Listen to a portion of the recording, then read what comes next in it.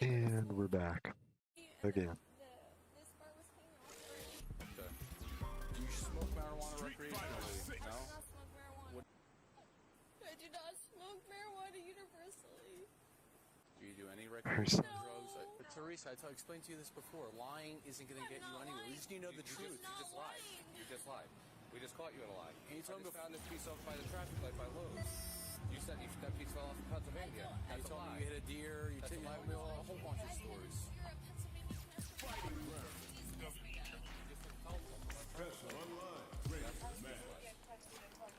Practice. Training.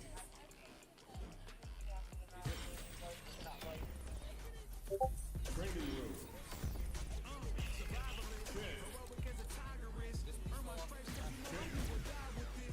Smart choice. Let's dance.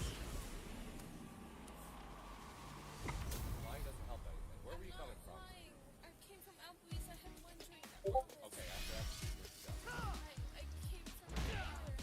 The light there, and then the came around. Here comes a new challenger.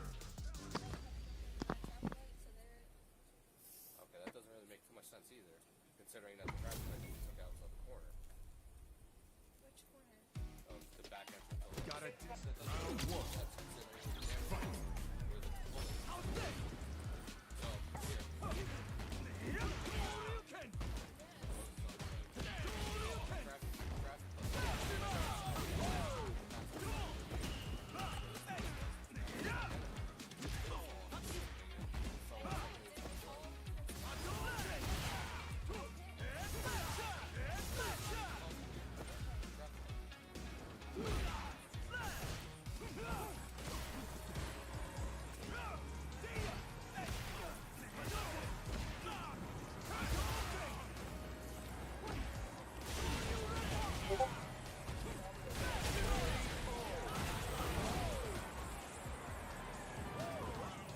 Round two.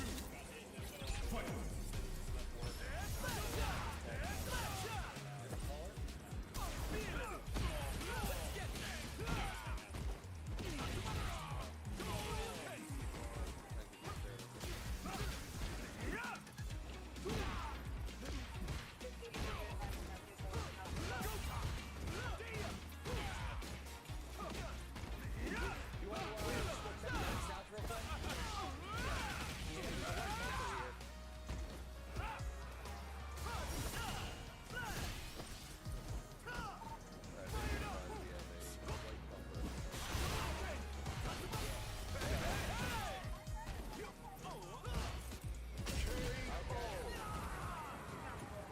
DJ wins.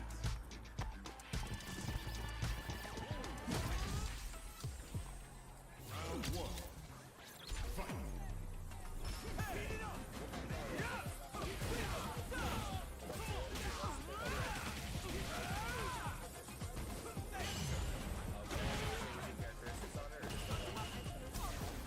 okay, was it a 4-door, 2-door?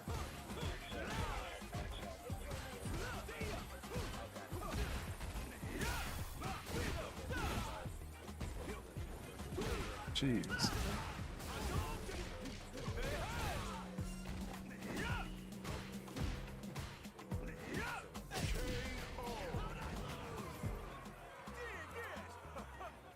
Round two. Fight.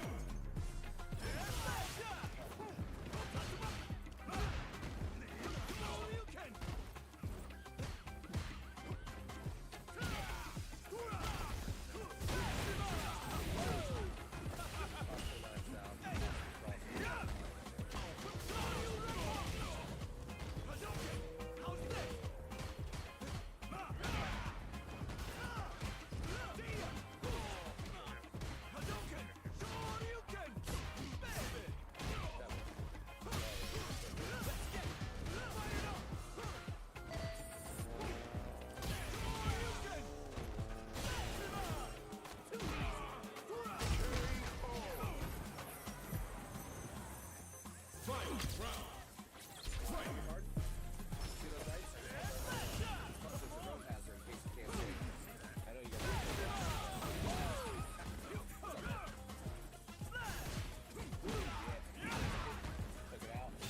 Oh no. Okay.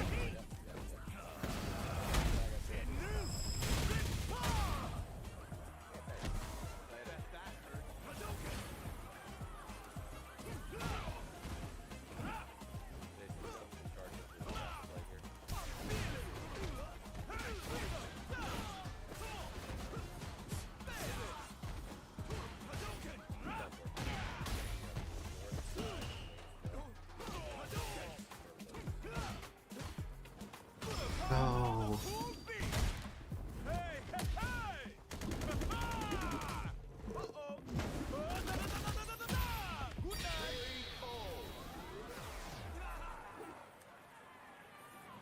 DJ wins. So the light will still function.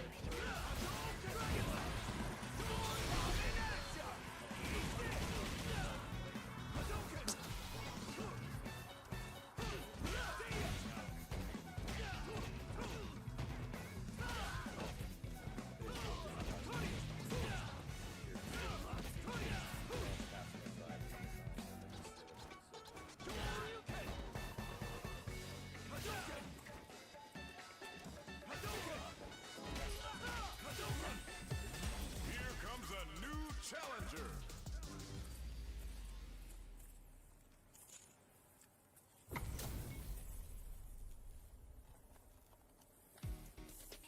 Gotta do this. Round one. Fight.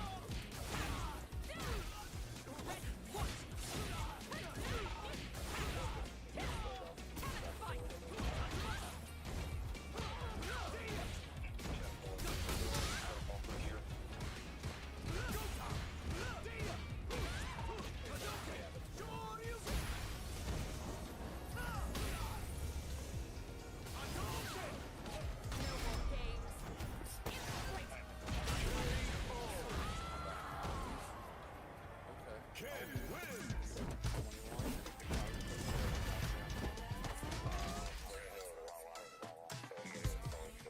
Who was that? Charlie. Chun-Li? Okay. Alright.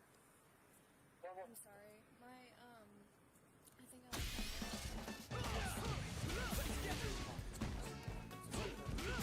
Coming from Applebee's right now? yeah, Which way did you take?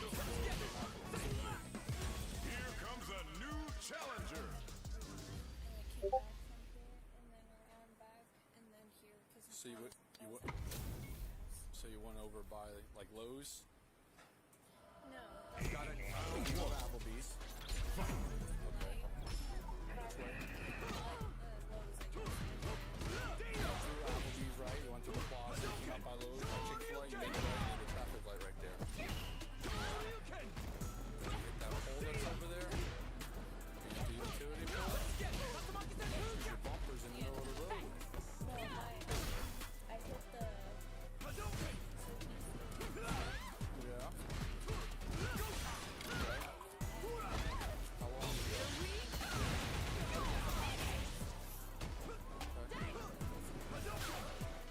Go hang it up back over there. Keep your hands in your pockets, please. Okay. Listen. Your bumper's in the road over there. Okay, you just hit that bumper. So if someone brings that bumper over here, it's not going to match up perfectly. Coming from Applebee's, you're telling me. You went out that way. You're in my way. Everything's matching up. Witnesses said they saw a white car cross over in this direction, and I happen to find your car parked here with no bumper. Too bad. Okay.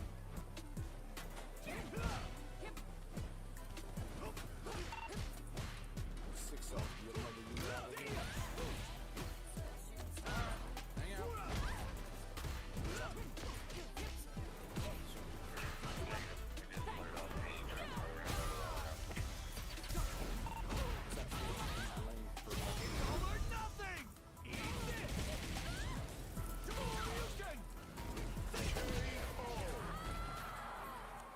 Ken wins.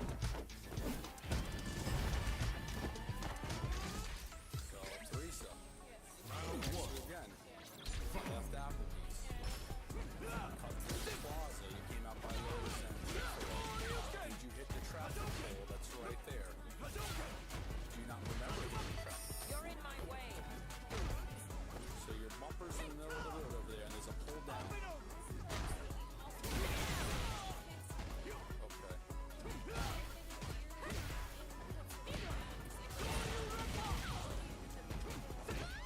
Okay.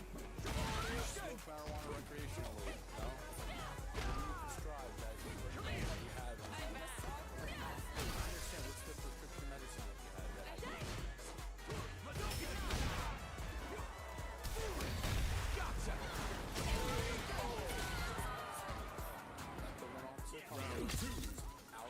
the other part of your bumper. So you can talk to them like from there, okay? You go to college?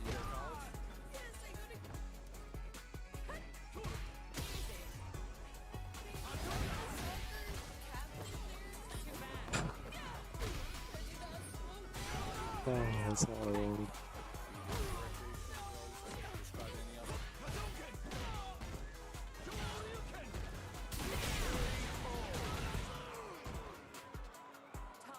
Final round. Fight.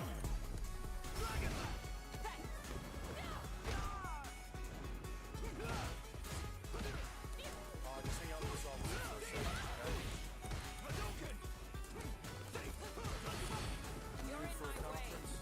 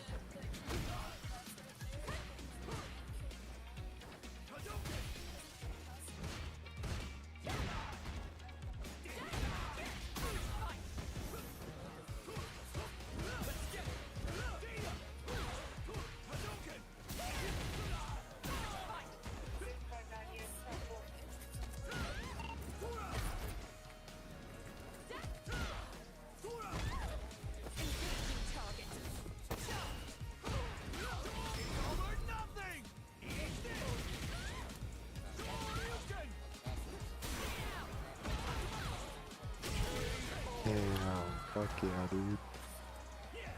Final round. Fight.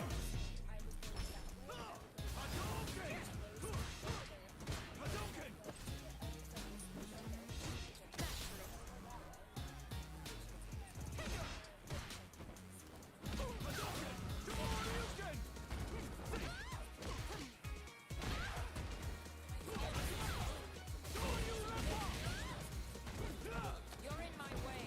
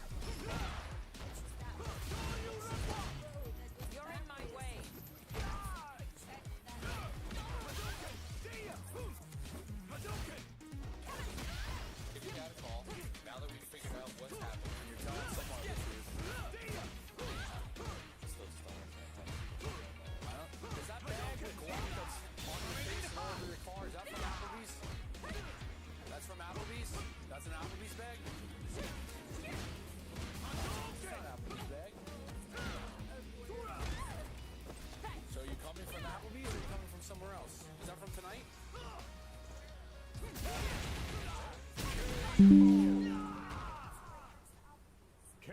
wins. IHOP?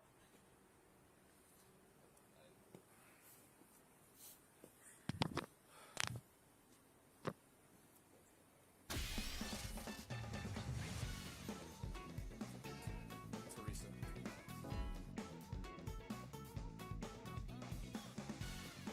And trip up to their family's cabin, 3 hours away in the woods of Langlade County. During the day, Chandler had noticed his father take a bank-wrapped stack of cash out of the safe in the basement. He'd also seen that his parents had taken a handful of bottles from the liquor cabinet. He'd noted both of these things as odd, but didn't think too much of it. After helping them get their belongings together, the three enjoyed some television before they all headed to bed. That would be the last time Chandler would see his parents alive. The next morning, Friday, July 2nd, Chandler's parents took off for the cabin before he awoke. Chandler enjoyed a day of peace and quiet until that afternoon, there came a knock at the door. It turned out to be a coworker of Krista's. She hadn't shown up or called out of work that day, which was extremely unusual behavior for her. The colleague had tried contacting her by phone, but to no avail. So he'd come by to make sure she was okay. Chandler told him that his mom and dad had been preparing for a trip up to the family cabin and had left that morning. With everything going on, she'd probably forgotten to call out. Slightly relieved, her coworker left, but kept in touch with Chandler over the weekend to make sure that Krista made it back safe. However, when Krista didn't come to work or call out that Monday or Tuesday, her coworker had a gut feeling that something was wrong and encouraged Chandler to go to the police. When they still hadn't come home by Wednesday, July 7th, Chandler took his advice and filed a missing persons report to the Dane County Sheriff's Office. He advised police that his parents had been driven up to the cabin by a mysterious couple. After leaving the police station, Chandler began desperately reaching out to people by phone and going door to door around his neighborhood, asking everyone if they'd heard from his parents. Difficult to track them down. I depend anywhere like security cameras and stuff like that. However, no one had seen or heard anything. The next day, July 8th, Chandler's brother Mitchell and his fiancée met police officers at the family cabin to search the premises for Bart and Krista. But instead, they discovered something rather odd. We probably could get in if you wanted us to. Obviously, there'd be some damage. We'd try to minimize it as best we could. But yeah, no, I think that honestly at least makes sense at this point.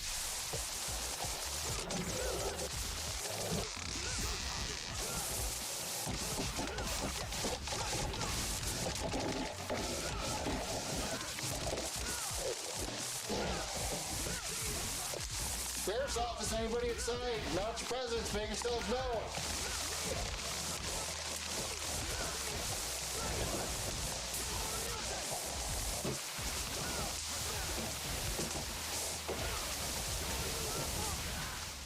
There were no suitcases or possessions inside the cabin.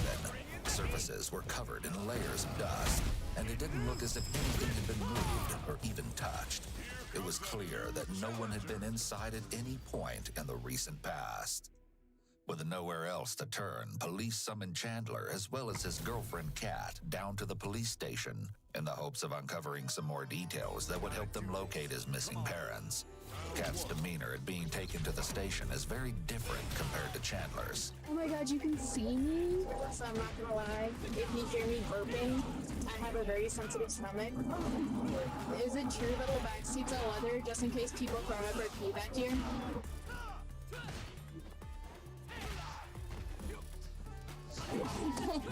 Oh, we're good. Boys are really so monotone, stubborn. Don't want to talk about sea magnolias. You just call me a suspect. Oh, you don't really like Star Wars. The following interrogation footage has been analyzed by a qualified team, including a licensed attorney, a licensed clinical psychologist, a former licensed professional counselor, and a licensed professional counselor. So Brian Trump, Detective Dane County Sheriff's Office, we spoke yesterday. Yep. So obviously we're here. We want to talk a little bit about your parents going missing, right, Krista and Bart? Before we get started, just because you're up here, okay? So I'm just going to read you your constitutional rights. Okay, so this is a Dane County issued card that they give us. So I'll just read them to you right off the card, okay? The detective's decision to read directly from the note card, despite Shirley having committed the Miranda rights to memory, could be to emphasize to Chandler that being Mirandized is just a formality and nothing he needs to think too hard about. After Chandler has read his Miranda rights, the detectives jump directly into questioning. In missing persons cases especially, it's important that investigators work with a sense of urgency. Each minute that passes makes it less likely that the victims will be found alive. However, not taking the time to develop rapport with someone can lead to their anxiety level remaining high, which would make them more closed off. Taking a few minutes to put someone at ease and trying to connect with them can end up saving a lot of time in the long run. So you reported your parents missing. We got some information from you yesterday. So I guess if you want to start with, let's just go back to last Wednesday. Wednesday. I was with my dad. Yeah, I remember it. It was kind of a bad day. Okay. Why was it a bad day? I tossed the ball, and I smashed the glass. Okay. With the dog, the door stop. That set my dad off, and we tried to clean it up. Okay. I don't know about him, but I got injured. But he was mad. He didn't really talk to me too much that day. By the way, a detective at my house said something's happened, and while we were leaving, people were going inside. Is there a warrant for my house? Can they go in?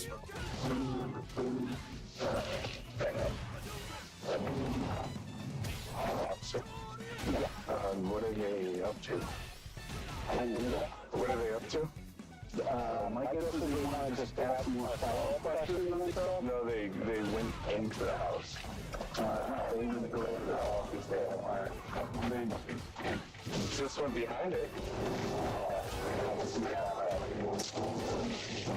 Officer Haley just walked pretty much into the gate, the gate on the outside. She just kind of walked in. I was wondering if everything's okay, because she said something's happened. Okay. And we need to go down. All right. I'll find out what that's about. Oh, has anything bad happened? Not sure. It's definitely strange that Chandler would suddenly inquire about a warrant.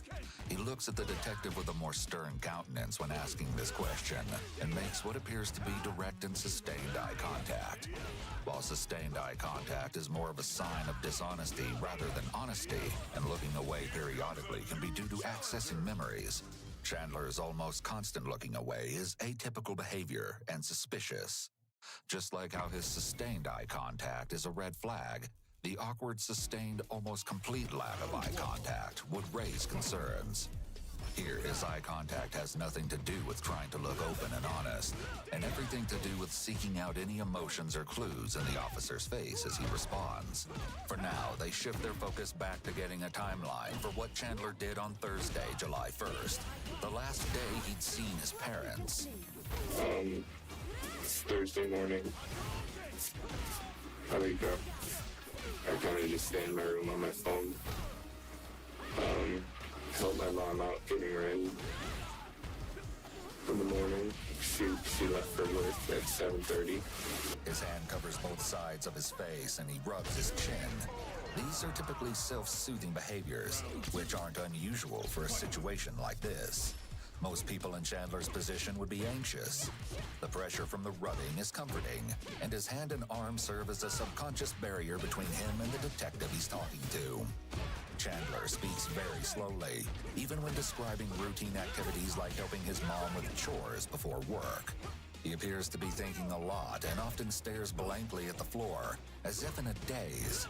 This is a common symptom of emotional cutoff, which results when a person is under high stress, or has experienced a traumatic event. Emotional cutoff is an adaptive response that allows a person to better cope with intense situations without falling apart or having an emotional breakdown. Since Chandler was frequently with his girlfriend Kat since Friday, detectives are interviewing both so they can uncover any inconsistencies between their stories. If their recounts of the past weekend don't match up, the two are going to have a huge problem. Oh, there's a Pooh Bear? Alright, you can play with it if you want to. That's just my room. Alright. Oh, it's right over there if you want to. Oh, I forgot this. I want to hit you with the Pooh Bear. Oh, please don't. Thank you.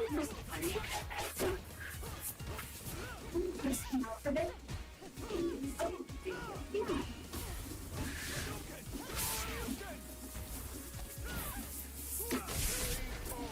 Her response to seeing the stuffed animal, then proceeding to cuddling with it on the couch as if she's lounging around her own home, may be indicators of emotional immaturity. When someone doesn't show an appropriate level of concern during an investigation, detectives can interpret this as a red flag. Kat sits alone in the interrogation room for about 20 minutes, looking as if she's battling fatigue. Detectives finally enter, introduce themselves, and make her a generous offer in the hopes she lets her guard down. So this is George. He's one of my partners. Ethan is the one that you spoke with me yesterday. He's off today, so you get George. I don't have to buy you 2 cookies. Is there chocolate? Do I have chocolate? One of them. I wish. Are you really? If I can do it, I'll just pretend I have it. Oh, please don't. There's a you're emotional also moments. So.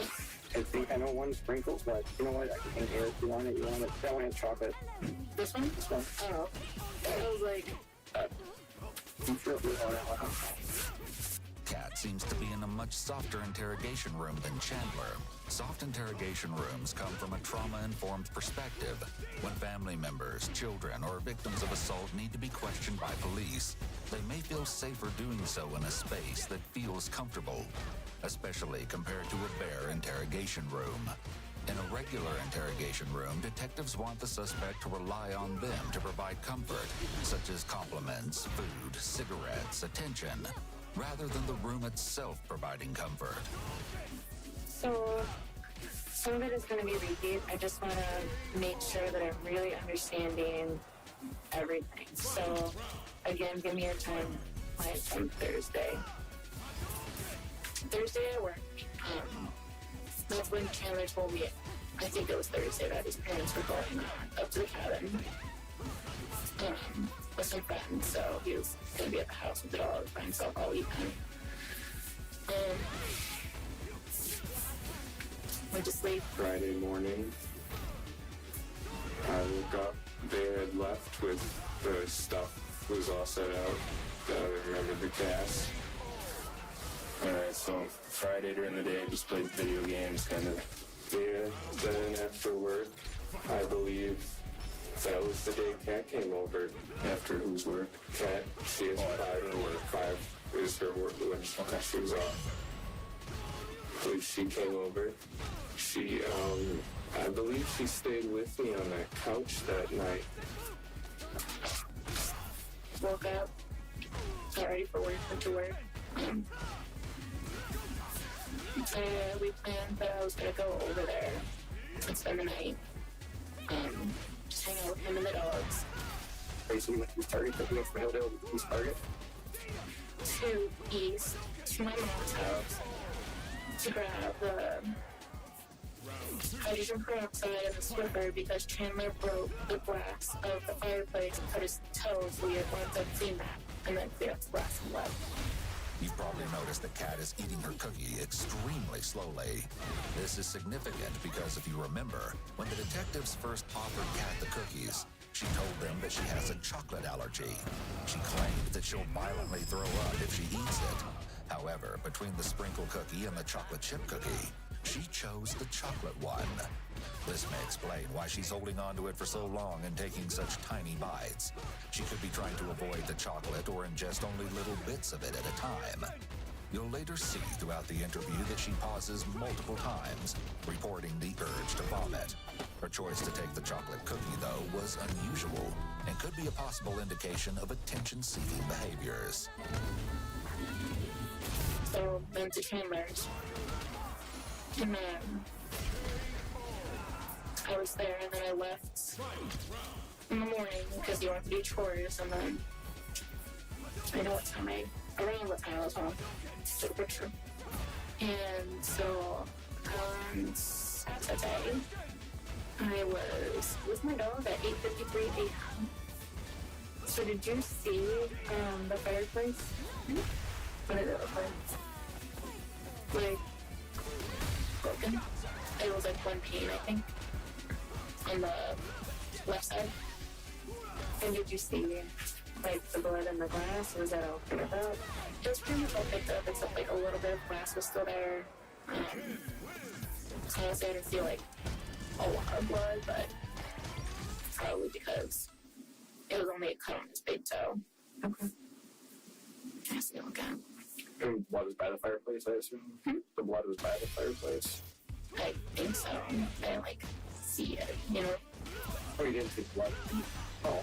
Honestly, I didn't see like a lot of blood, but It's Sunday. It's the 4th.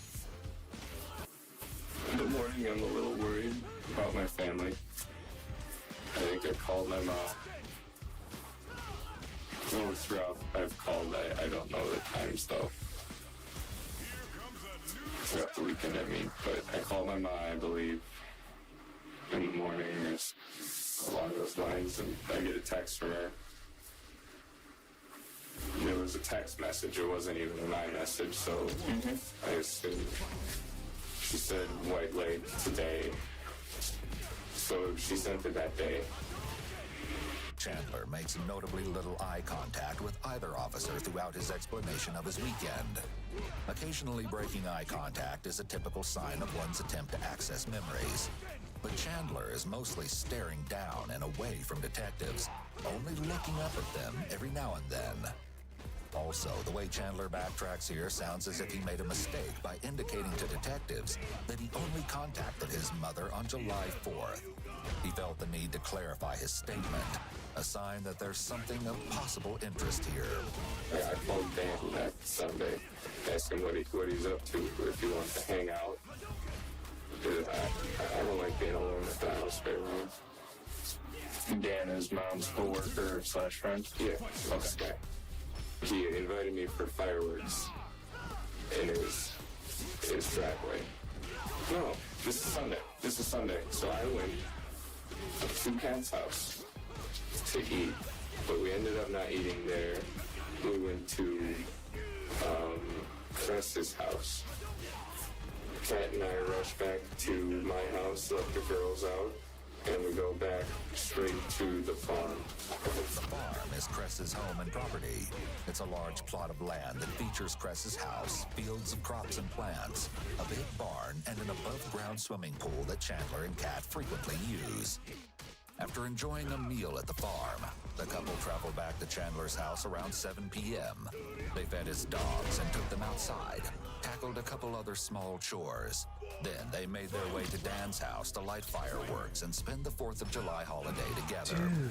After a fireworks show that nearly caused a bushfire, the pair decided it was time to call it a night.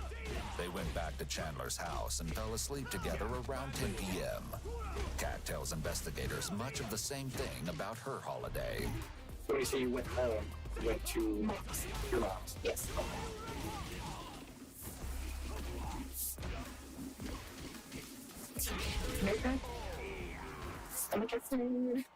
Kat corroborates Chandler's story. Kat shows detectives a video of Chandler that's timestamped on July 4th. And then he left around 6:30 because he had to be home before 8 to feed the dogs their dinner. And so we left around 6:30 and probably got to like my mom's house. Some garbage on the bathroom. I think I look really sus if I stand up and run out of here. I'm not trying to get tackled. I'm not gonna tap like. You too. Oh. You're good. Okay. After enjoying fireworks at Dan's house, then going back to Chandler's for the night, the two woke up together Monday morning. Kat left for work shortly before 8 a.m. Chandler supposedly spent the morning playing video games and watching TV. He then made a rather spontaneous visit to the farm by himself. Well, at the end of the day on Monday, I did go for the afternoon. I did go to the farm to talk to Cress and Kat's mom. I told them what's happening with my health because I had the appointment at 2. did you go to the farm before or After, because I told them what happened to me. And I told them the legs are probably going to be permanent and the headaches should be fixed after the hemorrhage is cleared a little bit. Chandler is speaking like someone who's trying to jog their memory. He must know that the interrogation isn't some sort of memory test, but he seems keen on recalling every detail, perhaps hoping that providing such detail will mean that he won't be considered a suspect. An innocent person would reasonably want to cough up as much information as possible. However, focusing on details could also be Chandler's way of diffusing any stress or anxiety he's feeling. Where are we? Sunday. So you were swimming, a breakdown. What were you having a breakdown about? You ever have your legs cramped? Yeah. No, I haven't. Just, I don't even know if they're done getting like as bad as they can be yet. So yeah, that's not fun. And I think you were telling me last night it's a symptom of a concussion, right? So is that right? That's not it. It's a symptom of nerve damage from the hit to my spine. So it's permanent. Okay, I understand that. No, it's better. Yeah, I go to dinner at Cat's house Okay. on the east side. Okay. What time do you think that was? It's had to be 7:30. I left the farm. I think we just eat and cuddle a little bit. Huh? I go home. So I'm doing good. So I'll let you keep going. I really try to remember things. And then Sunday woke up, got ready. Sunday or Monday? Monday, sorry. Left around 7:40 because I took a picture at 7:33 of us. Then I went to work. I don't know if you want to see a picture of me at my job, but I took a picture in the hazardous section. Me and the hazardous medication. So far, Kat comes across as open and forthcoming with detectives. She answers all of their questions in detail and offers up photos and timestamps readily and frequently without being asked. On the other hand, this does all seem a tad convenient. This behavior seems unusual, but may indicate her willingness to be cooperative.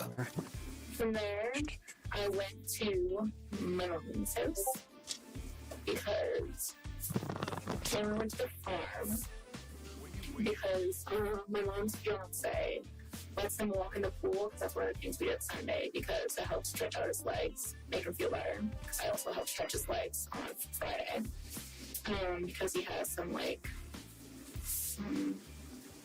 tired numbness, that's the word, in them from his fall he had a couple weeks back.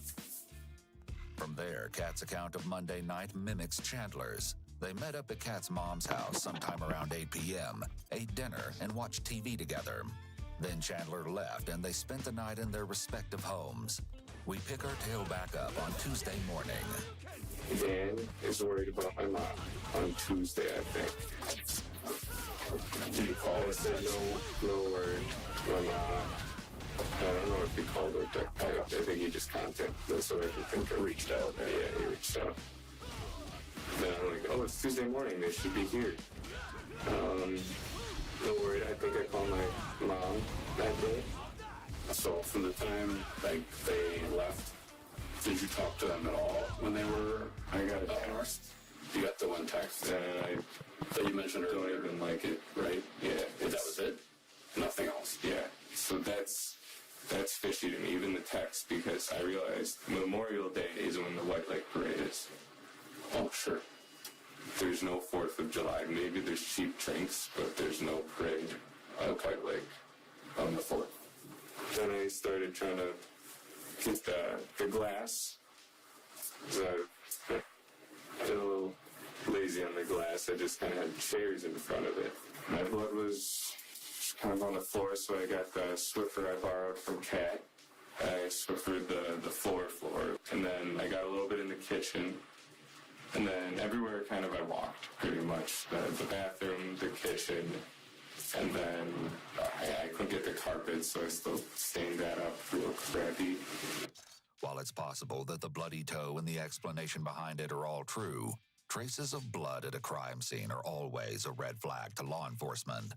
They'll likely be checking out these stains in order to gauge whether they really might have come from a cut, or if they were clearly caused by something else. One must wonder if Chandler has ever heard of a Band-Aid. I just tried to stop all the bleeding, but it wouldn't stop. So that blood was all coming from your left foot. Yeah, left foot hole. Left foot hole. Yeah. I mean, are we talking massive amounts of blood, or are we talking, a little bit, like describe? It started as drops until I got to the bathroom. And then I got back to go grab my sock and some of the paper towel. And I see the glasses in there, so I grab a tweezers and I pull it out. And then it starts squirting out. And I got some, a little bit of the rock. It wasn't that bad of the rock. But I think the worst was that floor. It kind of like this lid puddles. Mm-hmm. It wasn't good. Are we knocking the floor down in the basement? Well, that one, and then I go upstairs to the kitchen, and it's still going, and I'm trying to get my foot in the sink just to slow it down and pinch it maybe. Chandler continues with a highly detailed account of his every move. He's sticking to his strategy of providing a description of every single step. However, his constricted emotions and facial expressions make it difficult to read whether this is a symptom of anxiety or a genuine attempt to be helpful. What's work today from 30 minutes? Why only 30? That's fine. Okay. I'm an emotional person. That's what you're crying about. My boyfriend's parents are listening. I think it's more concerning if I wasn't concerned. I'm a very emotional person. I cry enough for both of us, is what I like to say. Sure. It's I hang out with the family often, There's parents, they're important. As far as the blood on your foot, how did you clean that up? So we were talking, you had blood on Swiffer Wet Jet. Okay, Swiffer Wet Jet. And where did you get that from? Cat let me borrow it. Where is it at now?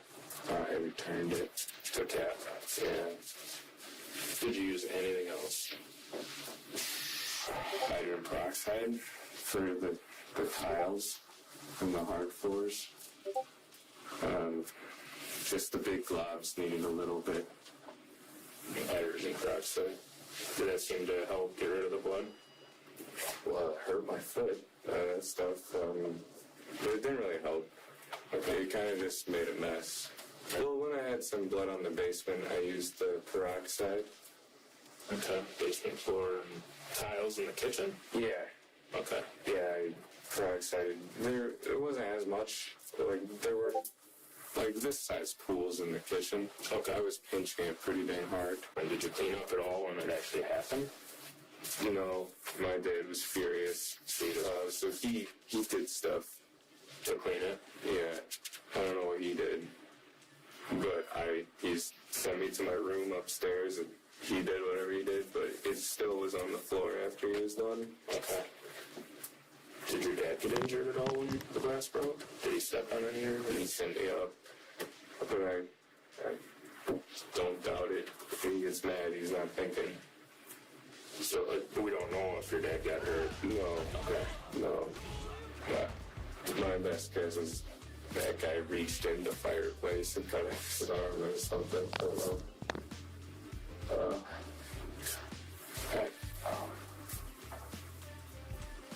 The head pain, you guys have like Tylenol or something? I know you guys can't really offer anything like that, but like a headache? Yeah, I've been getting the migraines from all of the hits and stuff.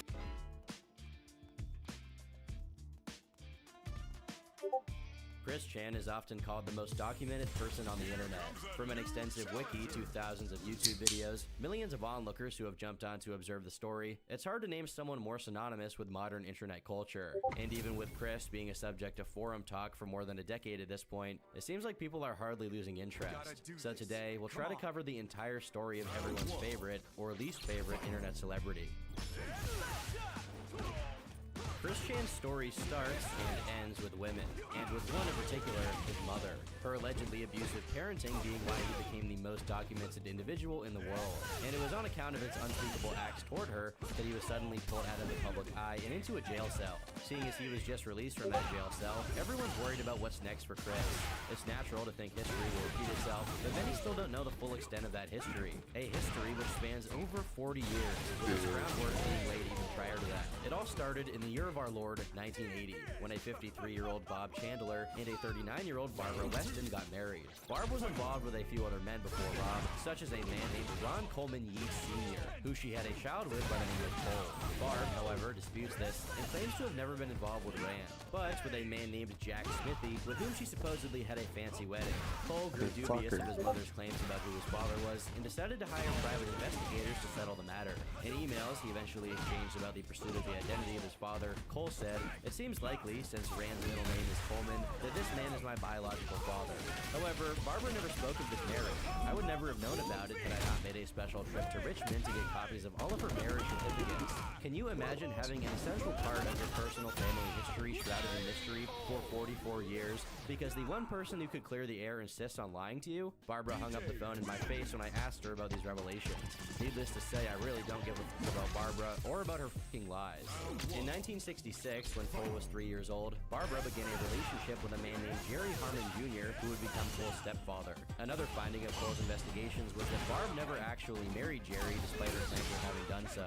A trend of dishonesty was forming. In an email about the domestic situation during this time, Cole said, "Barbara is mistaken about the bunch of good years we supposedly had together. I grew up in an abusive household with Barbara and my former stepfather Jerry, where physical and mental punishments ran the gamut, from bare beatings to cold showers to bizarre scenarios acted out with glee by two deeply neurotic adults. The treatment I received in Richmond, Virginia was another matter altogether. To raise a child in such conditions is inexcusable. Even at a very young age, I knew they would abandon me. They were both irresponsible and incompetent parents who exposed me to traumas that I would rather not remember. As for Barbara professing her love for me, I have not seen any evidence of it in close to 20 years, and that's a very long time. Barbara's definition of love is a hackneyed sentimental term she uses to extract a response. At some points in the early 1970s, Barbara nearly killed Cole when attempting to scare off a would-be robber. A burglar tried to break in when my dad was out cheating on my mom. We had a steel front door. Some dirtbag was making no bones about trying to break down our front door. Richmond was the capital of America at the time. My mother Barbara left the living room for the adjacent bedroom, where said pistol sat waiting. She returned with a fully loaded gun. I stood beside her about 10 feet from the door, where the would-be thief was still loudly at work trying to break down the front door. My mother pulled back the hammer, attempting to cock it, but she didn't pull it back far enough for it to lock. Blam! The gun fired. The bullet hit the floor, ricocheted onto the steel door, then onto the ceiling, before lodging in the plaster wall less than a foot to the left of my head. The would-be thief was scared off, so mission accomplished there. But I could have easily died. In 1978, Barbara and Jerry separated, and not long after, Cole moved to California, presumably to get as far away as possible from his dysfunctional mother. Despite being directly connected to the endless odyssey of Christery, as it's often called, Cole is a relatively normal person. After they both separated from their respective spouses and married one another, Bob and Barb didn't see their advanced ages as a reason to avoid conceiving a child. Whether this was due to their lack of knowledge of the risks, carelessness, or a mixture of both is anyone's guess. By 1981, Barb was pregnant, And on February 24th, 1982, a child was born that would change the world forever. Christopher Weston Chandler. Unfortunately, whatever bad parenting techniques were present when Barbara was raising Cole were at least as bad, if not worse, when it came to raising Chris. By 1983, probably due to her lack of interest in raising Chris herself, Barbara hired a babysitter that would end up abusing 1.5-year-old Chris by locking him in a closet. Later on, he would claim that this led to him having autism, although that claim is doubted. This situation caused him to become nonverbal, only occasionally screeching and crying, which made him very difficult to deal with for his parents. By 1985, Chris met the first person besides his parents whom he recalls as a friend, Sarah Nicole Hammer. According to what he himself says in his Wikipedia autobiography, which, yes, exists, Sarah brought him out of his autistic shell and helped him become more social, though she did, every once in a while, take advantage of Chris's less than advantaged intellect by doing things like locking him in a house's crawl space or trying to get him to put a honeysuckle in his mouth. But apart from that, Sarah was actually nice to him. They played hide and seek, rode swing sets, and even roller skated. This was one of the very few times Chris got to be a regular child. A couple of years later, Chris began kindergarten and Bob retired from his job. In fear that he was going to die from his heart problems, Bob decided to write Chris a letter for him to read in the future. In the case that he passed away, in one excerpt it read, "I hope I've been able to provide for you and your mother until you at least get to college. And for your mother, until she joins me at the great sing-along in the sky, or wherever. Anyway, I expect you to take care of her, love her, and never disappoint her for as long as she lives. I also expect you to never disappoint me, because I will always be with you to help you when the going gets tough, and you need me. Since everything always seems to happen for the best for me and when I need it, I've always felt like my mother was my guardian angel. You look exactly like my mother and I. I didn't plan my life. I just took it as it came along. I seem to have had no control over it. It always came along with what was right for me. Look at me 8 years ago in 1979. When I was really down and out, and cashing my chips and heart problems I didn't even know about, your mother, Barbara Ann, helped me through the rough spots, and together we had you. Now I really had something to live for. No better things or events could have happened to me. Your mother and I have done our best for you, and in return, we expect at least that from you, for yourself, and your children." Despite Chris still being mute at the time, it's evident that Bob had high hopes for him, which included college and children. On top of all of that, he emphasized as much as he could, Chris ought to love and take care of Barb. Advice which we'll eventually know Chris took to heart in quite a peculiar way. Regardless of Bob's shortcomings as a father, it seems that he did genuinely care for Chris and wanted the best for him, at least based on this letter. As his childhood progressed and he attended speech therapy classes, Chris eventually started speaking again at age 7. This was a relief for his parents, who could now actually communicate with him instead of having to guess what was on his mind. According to Chris himself, he quickly made up for his time in silence by talking a lot with his classmates. Through the entirety of his childhood, Chris's parents showered him with gifts, the brunt of which were video games. For Christmas that year, he was given a Nintendo Game Boy, which eventually allowed him to play Pokemon. As we'll learn later, this culminated in a major timeline shift in Christory. For the rest of primary school, Chris's life wasn't any more eventful than your average kid. He had a crush on a girl for a little while and played lots of video games. However, when he entered 4th grade, something very odd happened. 5 faculty members, ranging from teachers to the principal, as he retells it, abused him by pinning him to the ground, holding his wrists and ankles, and audio taping his cries and shouts. Regardless of how far-fetched or possibly false the story may sound, it must have had some degree of truth to it, since Bob and Barb went as far as suing the school, proceeding to homeschool Chris for the time being. We don't have detailed knowledge about the legal proceedings of this lawsuit, but we do know that it eventually got dismissed. Whatever your opinions about homeschooling may be when it concerns children, in Chris's case, being around other kids was beneficial for him and he needed the social interaction to improve. While taking him out of school might have been necessary due to the treatment he was getting from the staff, being isolated entirely was certain to do him harm. In December of '92, Bob and Barb took Chris to a mall, where they would stumble across the Leonard Bernstein Symphony Orchestra, a band of animatronic bears. During their interaction with the leader of the band, Leonard Bernstein himself, the performer that operated the animatronics behind the scenes, accidentally called Chris Christian instead of Christopher, his birth name. For whatever reason, this deeply struck a chord with Chris, who insisted that his name be legally changed to Christian, a wish that would eventually be granted by his parents and even got coverage in a local newspaper. Later on, it seems Chris believed God himself was acting through that bear. I am Christian Weston Chandler, so get it through your damn fucking skull and pull me the wheel magnet, and God let me give it to me. And the bear at Regency Square Shopping Center, 3rd, 1989. In 1993, the passion for Sonic the Hedgehog that Chris already had for years at that point would grow to new degrees, with him entering the Sonic the Hedgehog Watch and Win sweepstakes contest where he won the grand prize, a $1,000 shopping spree at a local toy store.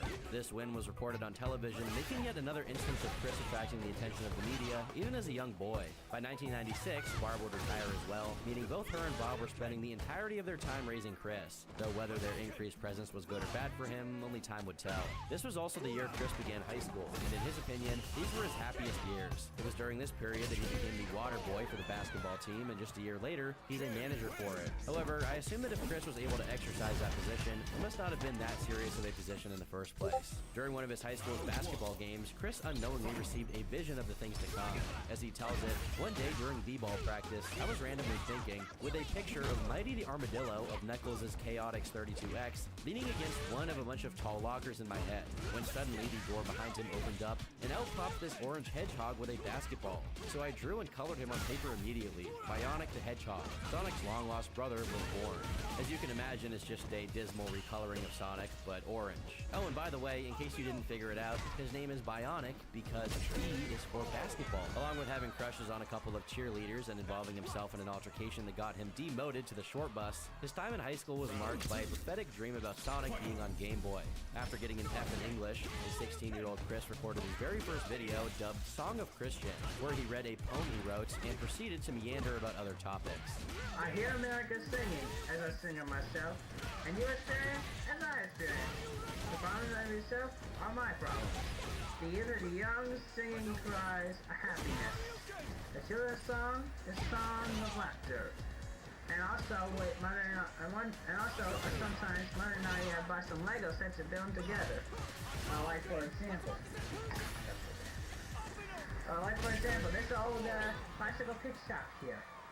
You can tell it's an old-fashioned Lego style account. There's the old-fashioned Lego land on the corner. If you're already familiar with Chris Chan in any way, you might be able to notice that he sounds different in this clip, almost like he's a different person. His voice is deeper and his speech is clearer than what he later became known for. To some extent, it's almost as if he was just your regular 90s nerd as opposed to the Lovecraftian entity he eventually came to embody. This is due to the fact that during this time, Chris was regularly interacting with people that weren't his beyond geriatric parents, which resulted in him being a lot more socially capable and normal. But normalcy was on borrowed time in the Chandler household. For starters, Chris discovered how to, as he puts it, mass debates in the ripe old age of 16 years old. After figuring out how to break the parental lock on his TV, he figured it out for himself, whatever that means. In 1998, the Pokemon anime began being broadcasted, and Chris was immediately hooked, becoming a fan of the series. Shortly thereafter, the Pokemon Red and Blue game would hit the shelves in America, and in a way, Christian's fate was sealed at that very moment. During 1999, Chris's obsession with Pokemon would grow more in evidence, and in April, he created his first website called CWC's PokeSite, which was meant to be a Pokemon content and news aggregator, which, of course, Chris lacks the confidence to maintain. It seems the site's code was based mostly on a pre-built template, and, most likely, was made under adult supervision considering one of the entries on the site's guest book seemed to be from one of Chris's teachers. Throughout most of the year, Chris created playing cards for his Pokemon OCs. His ideas weren't always the most creative, such as Drummore and Symbolic, two Pokemon that were basically just sentient drums. One of these Pokemon, Espinolic, a comically stereotypical Hispanic Pokemon, served as the mascot of the Spanish version of the second edition of CWC's PokeSite. The absolutely broken miscarriage of a website that came as a result of Chris trying to make his website from scratch in HTML instead of using a template. In late August, he made Yoshi into a Pokemon, which set a precedent for him taking copyrighted characters from other franchises and making them into Pokemon. In the year 2000, Chris turned 18 and held a birthday party he eventually wrote about, saying, "We hung balloons and streamers and we laid refreshments out on the table.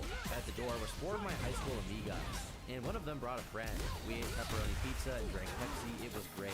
As Mother lit the candles, I was filling up with ecstasy. After I blew the candles, I was presented with a big jawbreaker from Kelly, an R.L. Stein novel from Sarah, a planner with stickers from Miranda, and a rabbit doll with jelly beans from Tiffany. We watched Good Burger and had fun. After they left, it was done. What did I wish for? I'm not telling.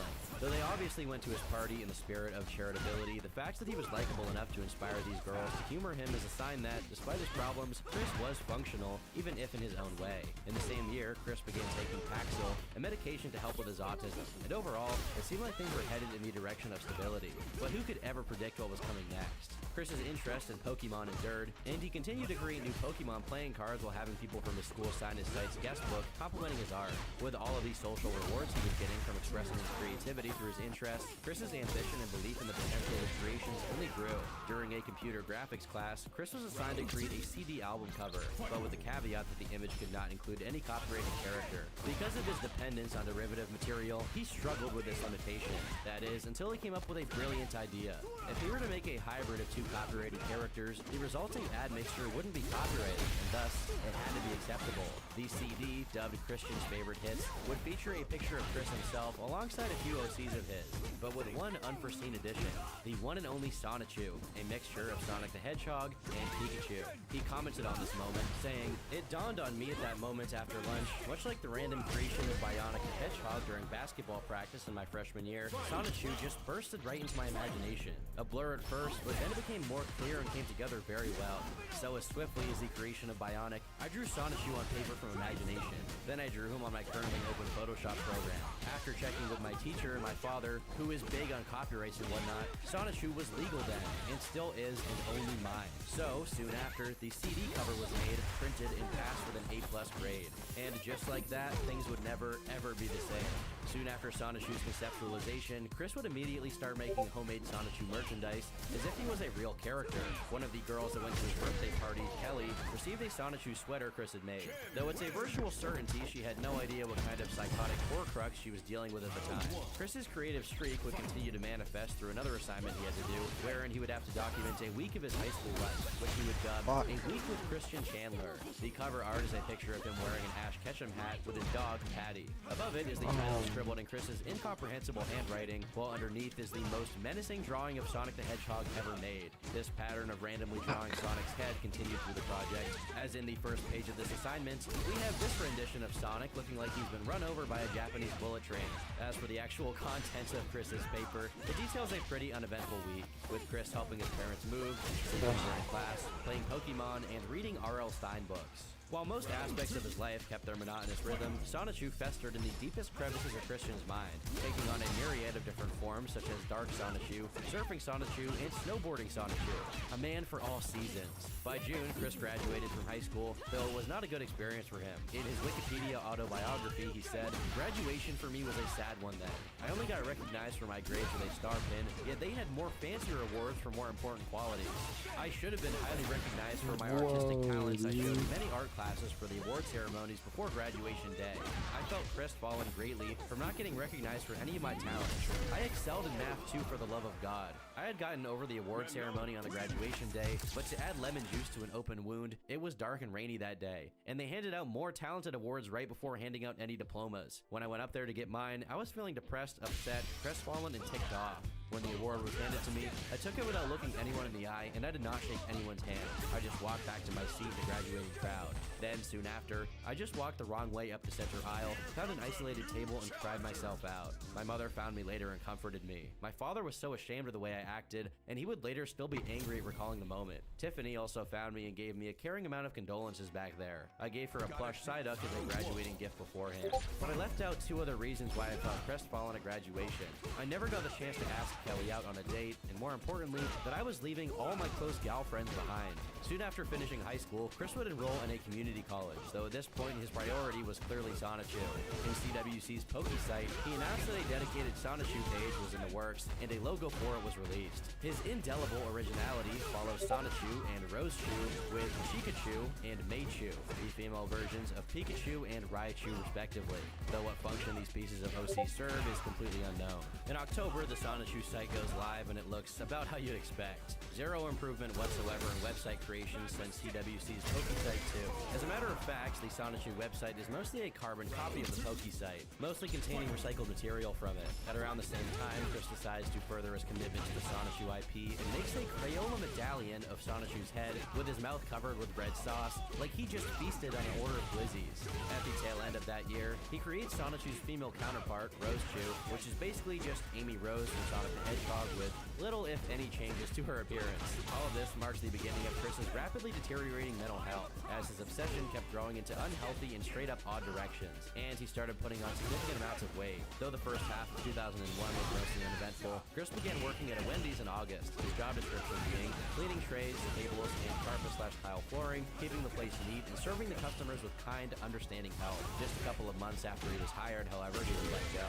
Chris claims this was due to emotional differences and that a manager had a spike on his shoulder against him. Over time, more concrete reasons for his dismissal began surfacing, such as drawing a coworker of his as an ugly Pokemon, or making a child cry by doing a terrifying impression of Donald Duck. Regardless, he made a total of $500 off the job before being fired. 2002 was a pretty uneventful year for Chris Chan standards, with nothing much happening besides him turning 20 and developing a nigh unexplainable seething hatred for Harry Potter, apparently because it became more popular than Pokemon around that time. In a card he made of himself called Dark Christian, where his Pokemon type is autistic, his ability is knocking out whoever says that they love Harry Potter more than they love Pokemon. The bottom of the card reads, Christian says, kill Harry Potter, revive Pokemon.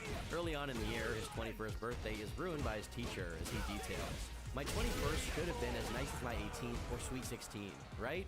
Wrong. I was attending an English class at PBCC with this old male teacher. I don't even remember the son of a teacher's name. Anyway, on February 24th, 2003, the day of my 21st birthday, he had the nerve to kick me out of his class just because of my doggone autism. If I could do it over, I'd give him a swift kick, but then I might have gotten kicked out of PBCC, and violence is rarely the answer anyway. Still though, he wrecked my turning 21, angry face. The actual reason for him being kicked out of class is mostly unknown, with Chris sporadically saying the teacher randomly ejected him from the class because he was autistic. A more believable iteration of this story happens in one of Chris's retellings of it, where he mentions that the topic of homosexuality came up in a group discussion during class, and Chris, being the fancy gentleman we know him to be, said something offensive. Though we don't know what exactly it was, Chris expounded on it, saying, essentially, when it came to critiquing the papers of the other students, when they started talking about drug use and homosexual content, I wrote with exclamations you'd likely hear from a black person in church. He also emphasizes that the teacher, being a man, had something to do with it, and how whatever problems he was having in English class went away once he retook a class with a female teacher. Chris also says without explanation that after that day, he realized he needed a female sweetheart. This was the beginning of what would be known as Chris's love quest. Initially, not much changed in Chris's general behavior. He continued to give CDs and gifts to his gal pals, and of course, they all included Sonichu in some form because he genuinely thought it was charming. Being romantically inspired, he wrote the first Sonichu story called Sonichu and Rosachu, the genesis of the Love Hogs. Though this story was not illustrated, as the latter entries into the Chris Chan cinematic universe would be, it provided revelatory insight into the inner workings of Sonichu's canon. According to this sacred text, Sonichu came to be when Chris accidentally collided with a Pikachu that stood nearby as he fought a monster. Due to being charged with energy from the Chaos Emeralds, the Pikachu was permanently transformed into Sonichu. Rosechu, on the other hand, was a Raichu that happened to get hit with a rainbow that emitted from the creation of Sonichu. Eventually, for no reason other than Chris's tendency to insert everything from real life into his work, Sonichu and Rosechu kissed and became lovers. About a month later, as Chris resumed his community college classes for the 4th year, he came up with a brilliant idea to solve his problem. He posted up the very first attraction side, which was a resume to attract a girlfriend. The side read, 21 and single white male, shy, smart, young at heart, computer skilled, humorous, a great thinker and go-getter, natural salesperson, enjoys good parts of life, diplomatic, friendly, loves his family, peaceful, very creative. He's lonely, seeking a cute 18 to 21 single female companion. 18 to 21 years of age, does not already have a boyfriend. Single, average to slender weight/body type. White, lives in Charlottesville or Ruckersville area. Does not smoke or drink alcohol. Happy, positive personality. Average/high income. Drives a vehicle. If any men read this huge sign, mind your own business. And to all men with girlfriends, except marrieds and blacks, go jump off a cliff. Have a nice day. You know, I would make fun of the fact that he requires the girl to be average to slender, have income, and drive a vehicle, despite Chris himself possessing none of those things. However, my standards have become so low due to the typical kind of person I cover in my videos that, honestly, I'm just glad he's looking for someone older than 18. Even lolcows used to have standards back then. They should strive to be more like Chris. Oh yeah, don't let me forget to mention that he also emblazoned this sign with some, like, white version of Sonichu, perhaps to signal how much importance he attributes to the girl being white. This month is also special because it's when Chris makes his debut as a recording artist, dropping his album Christian and the Hedgehog Boys. It's interesting to note that the cover includes Chris alongside Sonic and Sonichu in the foreground, while two black versions of Sonic, at least one of which is supposed to be Shadow the Hedgehog, are in the back, looking upset. The album boasts 8 tracks, all of which consist of Chris reciting parody lyrics over actual songs, not even instrumentals, just full-on songs, ranging anywhere from Backstreet Boys to the Macarena. Seriously, just get a load of So Need a Cute Girl, Chris's rendition of the Backstreet Boys, I Want It That Way. And I never wanna hear I want a boyfriend. Another track, Best Friends Forever, is subliminally dedicated to the aforementioned Sarah Hammer, who at this point had a boyfriend whom Chris was jealous of. The lyrics are quite interesting. You hang out with your new friends you made and your boyfriend who acts as a black Sonichu. It is your choice to go with them instead of me. Soon you'll realize you're not complete because I'm not there. If it wasn't clear yet, Sonichu, along with pretty much every other character he made up, were either self-inserts or blatant wish fulfillment fantasies for Chris. Because of his utter inability to deal with the problems he was facing in his life, he articulated them through his OC. After a few months of his sign being posted up without any takers, as you'd expect, it was taken down by the dean of the college, Mary Lee Walsh. Chris had a few words to say about her. That evil witch, Mary Lee Walsh, mocked me and even crumbled my efforts and threw them into my face. It was serious, heart-shattering insults like that which literally shattered my heart to almost nothing and murdered my soul. Like, as if I didn't already understand that love can't be hurried, but they all left a huge impression among the general population that having a sweetheart was illegal in Virginia. Thus, Virginia is for virgins, not lovers. Despite Mary's best efforts, every time she took one of Chris's signs down, he just made more and more of them and posted them up around campus, even creating MySpace and Facebook pages to advertise his pursuit of a boyfriend-free girl. As 2004 began, Chris began mulling over the idea of merging his writings with his drawings and making comic strips for his Sonichu stories. He also tries to negotiate with Mary Lee over emails, saying, "Mary, I've slept on it and I've realized that note hanging is not the way to get attention, and I don't really want to meet with either you nor Susan. No offense. I'll tell you what, let's forget the meeting, and if you will allow my newsletter to stay in distribution, I will do all of the following. I will never hang notes on the wall again. I'll consider stopping my silent treatment on Susan. I'll consider knocking you and Susan up my scale of respect, each by 2 points. 0 equals no respect, 10 equals respect. By newsletter, Chris means Sonichu's News Dash, which he thought would more effectively attract girls by mesmerizing them with his artistic talent. Mary wisely chose to not engage with Chris's shenanigans, opting to just remind him of when his appointment was and leave it at that. At said meeting, despite Chris's Saul Goodman tier bargaining skills, he was forbidden from putting up signs as well as distributing his newsletter, which deeply embittered him, leading him to resent Mary and make her the primary villain of Sonichu's adventures from then on. In one of the diary entries he would post to his no longer existent MySpace account, Chris wrote, "Mary Lee Walsh made it illegal to distribute the news dash. I am very angry at that. In response, I plan to incite the masses and hope they demand the return of the news dash so my chances on getting a girlfriend can be restored. I've also declared war on them as well." About a month later, he added that Mary Lee was trying to get him kicked out of college altogether for his stunts, though it's unknown the degree to which that's true, as Chris is a very unreliable narrator. Since he could no longer attract the ladies in the college campus, he took his sign to the Charlottesville Fashion Square Mall. Though initially seeming more promising than his Love Quest attempt in the college campus, it ran into problems at the mall as well. His diary entries go into detail. "I've just had my worst trip to the mall. I was working with my heart on a red string of fate when from out of the blue, a jerk cop shattered my heart and ripped up the red string. I am very mad and upset because that jerk took my idea for a fall, just like that expletive at PVCC did." Before I read on, I have to make a note here to explain that the red string of fate Chris mentions is referring to a heart made out of paper that he would throw at girls at the mall, in the hopes they held onto it so that he could reel them in. If this sounds insane, it's because it is. Anyway, Chris continues, "I was not bothering anyone at the mall today while I was just trying to sell myself when I got arrested for trying. I fortunately did not go to jail, but I've been stripped of my right to go to the mall by myself. I would be required to bring my mom or dad with me. My independence what and my was I soul were doing? practically murdered. This encounter inspired him to create one of his most famous terms, jerk-ops, a portmanteau of jerk and cops. From then on, whenever something bad happened to him, Yeah, the Chris would toggle find a way to hacks. blame it on the jerk-cops. He My bad. even made a Pokemon card for them, with the description reading, "This copper fiend wants to shatter the virgin's heart by destroying his tools for attracting a boyfriend-free woman." Within a week of his arrest, and possibly because of it, Chris gets suspended from his college, saying, "I got suspended from PBCC by the board, and I have that meddling expletive to thank for this as well. I am super angry. My dad is bloodthirsty for revenge as well. He's going to write to U.S. President George W. Bush Jr. and Laura Bush to help me get allowed back to PBCC. We all curse death upon Mary Lee Walsh." After this, both his diary entries and his attempts at the love quest died down for the time being, most likely due to his parents telling him to cut back on it to avoid getting in even more trouble. In the meantime, Chris was mandated to consult a psychiatrist for an evaluation as a result of his community college's board. It has a few noteworthy excerpts, such as, according to his parents, there have been a number of incidents which led to his suspension. They feel strongly that the suspension was unwarranted and did not take into account the patient's developmental limitations. One such occurrence was during an interaction with African-American classmates. These young women were questioning the patient regarding his search for a girlfriend, at which point he told them they could not be his girlfriend because they were not white. This was perceived as racially insensitive, although from the patient's perspective, he was merely pointing out that they did not meet his standard criteria for a female companion. To the surprise of many, the psychiatrist considered Chris to be dealing with his autism in a relatively healthy way,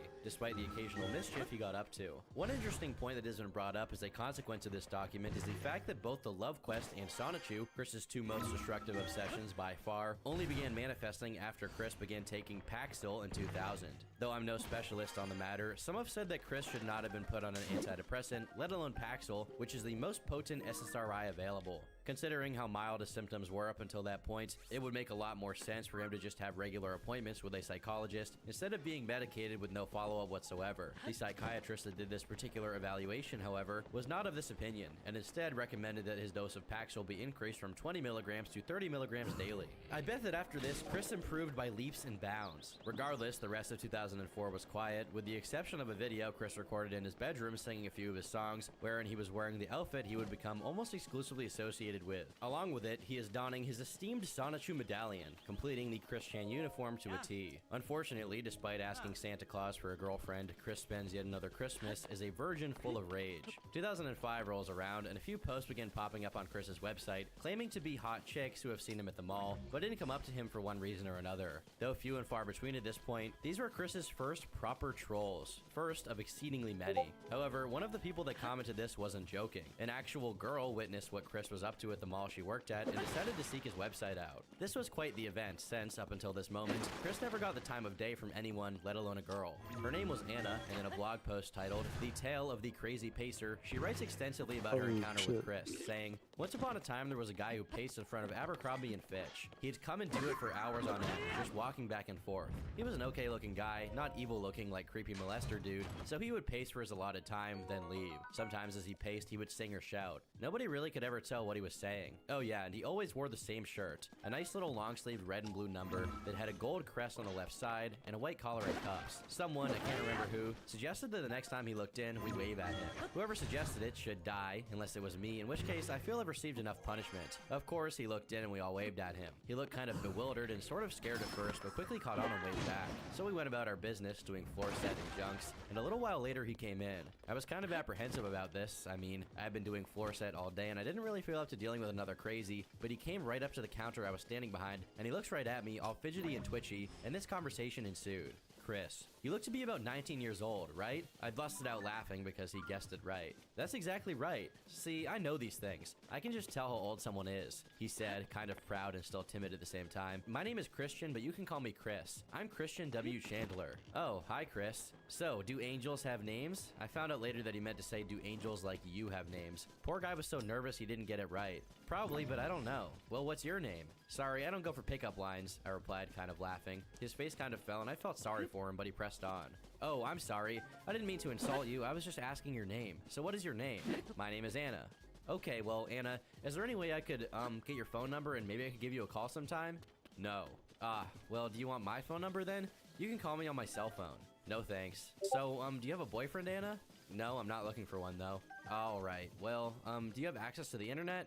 Yes. Okay, hold on one second, I'll be right back. I nodded, and he went back to his spot where he kept his 2 tote bags and his Sam's Club cup. So, Christian came back and handed me a card with a crudely drawn Sonic the Hedgehog and some other yellow Sonic-looking creature on it, along with Christian's name, email address, and website. It was a homemade business card. That's my email address, and you can just email me sometime, okay? Okay, I said, not intending to email him at all. Despite how awkward these exchanges self-evidently were, you gotta give it up for Chris's autistic riz, even if just a little bit. For a guy with as many setbacks as him, he handled the situation with more dignity than expected. Many guys today are afraid to even approach a girl. On March 24th, he released one of the earliest proper comic book productions, Sonichu Adventure Sub-Episode 1, dubbed Jerkop-tastrophe. Despite being called Sonichu Adventure, it's mostly just about Chris himself, retelling the story about being banned from a mall. On March 29th, an update to his love quest is posted to his diary. Well, at the mall today, my heart had an extremely fast recovery. Then it became majorly shattered again. I went to the mall like normal. I picked up some chicken nuggets and a drink. Then I went to my spot. I pulled up a chair to sit and eat my food. Then from out of the blue, this cute girl approached me and she asked me if I was looking for a girlfriend. Her name was Hannah and she was 18 years old. I said yes and we small talked for a bit. Then she invited me over to Starbucks for coffee. After she left, I became very excited and oh my god, all over. After calling mom and eating my nuggets, I lifted the chair with such cheer and grace and spun around with it like a dancer. Then I put it back where it was. I felt that my love quest had finally come to an end. And I so elated that my shattered heart had a full fast recovery. I went to Starbucks and we talked about basic things. I showed her my Sonichu scrapbook. She was very impressed. I gave her my email and both my phone numbers on a Sonichu site card and she gave me her email address. I was very attentive as I took notes about her and maintained eye contact. As I left her, I gave a double take flirt. That was the rise. Now here comes the fall. As I was sitting at my spot thinking about future steps for later dates, Anna and Dana told me that when they talked to Hannah, she told them she was setting me up in a prank. I could not believe it, so I found and asked Hannah. Sadly, it was true. Then in major shock, Anna and Dana told me that when they talked to Hannah, she told them that she was setting me up in a prank. I could not believe it, so I found and asked Hannah. Sadly, it was true. Then in major shock, my heart shattered again by 85%, and I let out a big no! After that shout, I got kicked out again, and I'm still without the Fashion Square shopping center that I've grown accustomed to after my whole life. So my love quest has restarted, and as for that date of ours, I'll always remember it, but as far as I'm concerned, it does not count as my first date. I was not as happy as I was today in a long time. I'm once again heart-shattered and sad, but I will not give up on my love quest, because there has to be one true boyfriend-free, dateable, non-pranking girl out there somewhere. Poor guy really cannot catch a break. Around this time, Chris finished Sonichu number 0, the first proper edition of the comic book series. The hand-drawn premiere issue, as he puts it. The stories in it were mostly reworkings of previous standalone comic strips, complete with nonsensical plots and nightmarishly ugly artwork that Chris Chan later became synonymous with.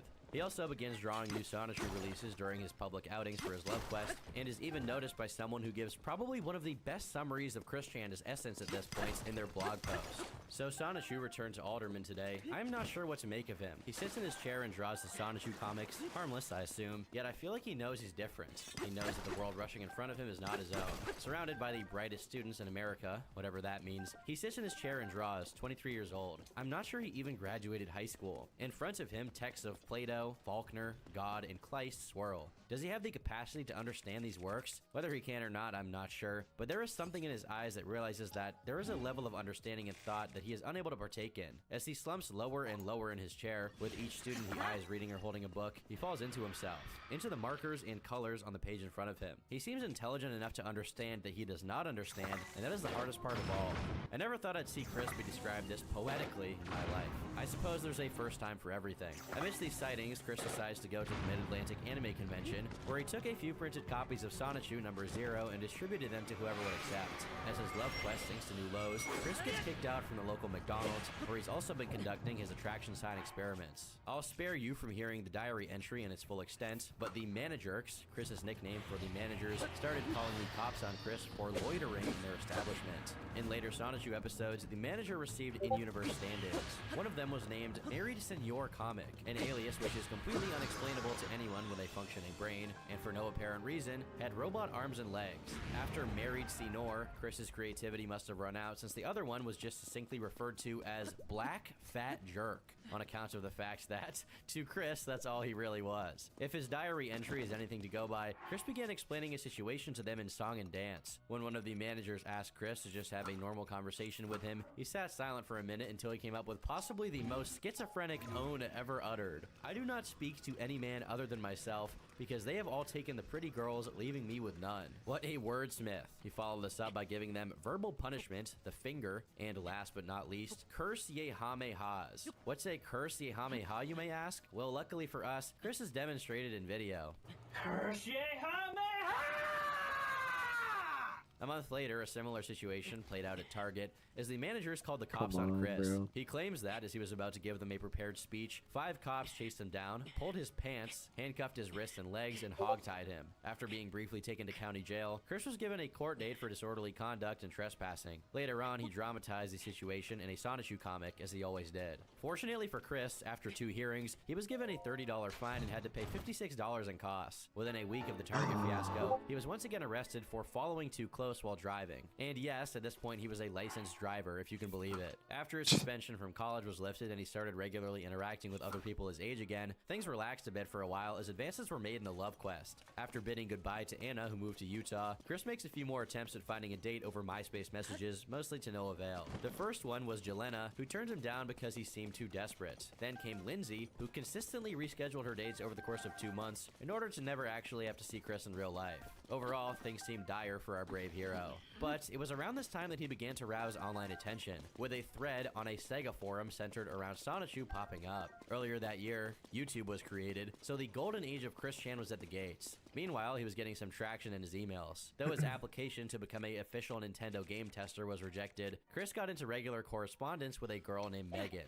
On the 1st of November, Megan emailed Chris asking him to buy an episode of Tintin on eBay for her. They had already met in person before in a video game convention a year prior, but it wasn't until these emails at the tail end of 2005 that Chris grew obsessed with her. Though she clarified from the get-go that she wasn't interested in Chris, or anyone for that matter, in a romantic way, this didn't deter Chris, who clearly saw her as a love interest and continued to invite her on dates. To date, Megan was probably the person who had been the nicest and most patient with Chris. 2006 marked a significant rise in Chris buying the most random, useless garbage from eBay, from My Little Pony and Sailor Moon paraphernalia to German World War II photos. Apparently, all of the purchases were influenced by Megan's interests. Based on their emails, we know that Megan was into MLP, Sailor Moon, and for some mysterious reason, Wehrmacht soldiers from World War II. Considering how desperate Chris was to get a girlfriend, it's surprising he didn't start LARPing as a Nazi to impress her. Eventually, he got her a Nintendo DS, which she turned down due to the fact that she already had one she bought herself. While Chris was busy spinning his wheels into the mud during his love quest by chasing after an uninterested Megan, he managed to graduate from community college, getting a degree in computer-aided drafting and design. Over time, Chris began wearing her down, continually being pushy about wanting to date her despite her repeatedly saying she wasn't interested. Most likely because of this, Megan severely limited the amount of times they met up in real life to once a week. And even then, Chris would take that as an opportunity to be as handsy as possible, which she obviously wasn't okay with. After months of this dynamic going back and forth, Chris overstepped a few boundaries when he started complaining about Megan being friendly with other guys. This was grating for her since not only were they not dating, but she was also not interested in the guys Chris was paranoid about. This caused her to email him in a slightly stricter tone, saying, "I don't want to have to tell you again or I might get really angry, because you know unwanted remarks or advances to a girl is sexual harassment, and I don't take that lightly, okay? So can you understand now? Anyway, sometimes I get the feeling that you copy me to get me to like you. Like Sailor Moon, for example. The only Sailor Moon thing you had was that adult video, and since I told you how much I love it, then you start getting into it. Kinda like My Little Pony. That kind of thing really annoys me. You make it sound like I have to get your approval to be that kind of friendly to someone." And I felt rather disappointed about those remarks. And you already know I don't love you, so why do you make yourself unhappy by holding grudges and trying so hard to win me over? So please, if you really want to make me happy, please let me make my own decisions and figure out my own life, okay? Besides, even if I had a boyfriend, what makes you think I'll stop being friends with you?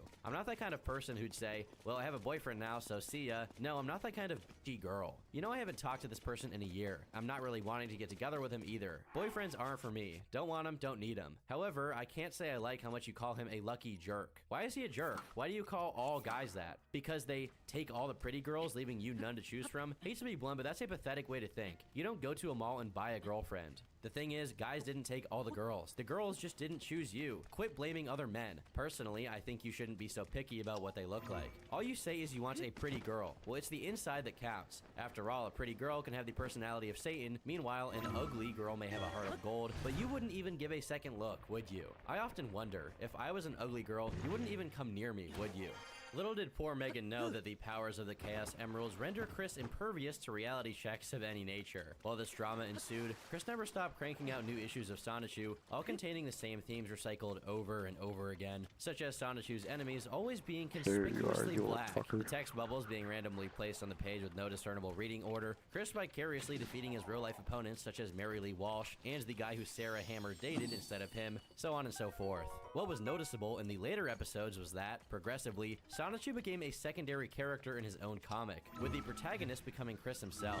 Sonichu's function was primarily to serve and protect Chris, and every once in a while symbolically represent who he wanted to be. Additionally, other than real-life people, Chris also added a character called Crystal Weston Chandler, a female version of himself that seems to simultaneously fulfill the ideal role of the mom, the ideal daughter, the ideal sister, and the ideal girlfriend. The fact that this guy wasn't regularly seeing a therapist is a travesty, to be honest. As Megan put a healthy amount of distance between herself and Chris, his eBay purchases started drifting towards the salacious. Items include Bootylicious Love Doll, Pearl Beaded Prolong Ring, Tina Hartley's Guide to Sex Toys, and my personal favorite, Space Nuts. After years of frustration, Chris began taking matters into his own hands, and following this general theme, he also decided to give up on Santa, since for the past 3 years, he was asking for a girlfriend which Santa never delivered. 2007 begins, and Chris begins working on a new project called Yep, I'm on TV, which consists of videos he had recorded on VHS tapes burned onto a DVD. Of course, he had no idea how valuable an archive of his activities would eventually become, and most likely he just did this out of his narcissistic self-obsession with every moment of his life.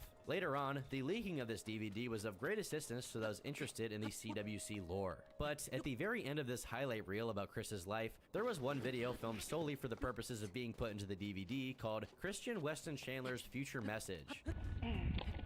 Hello, ladies and gentlemen, girls and boys, and dudes of all teenagers.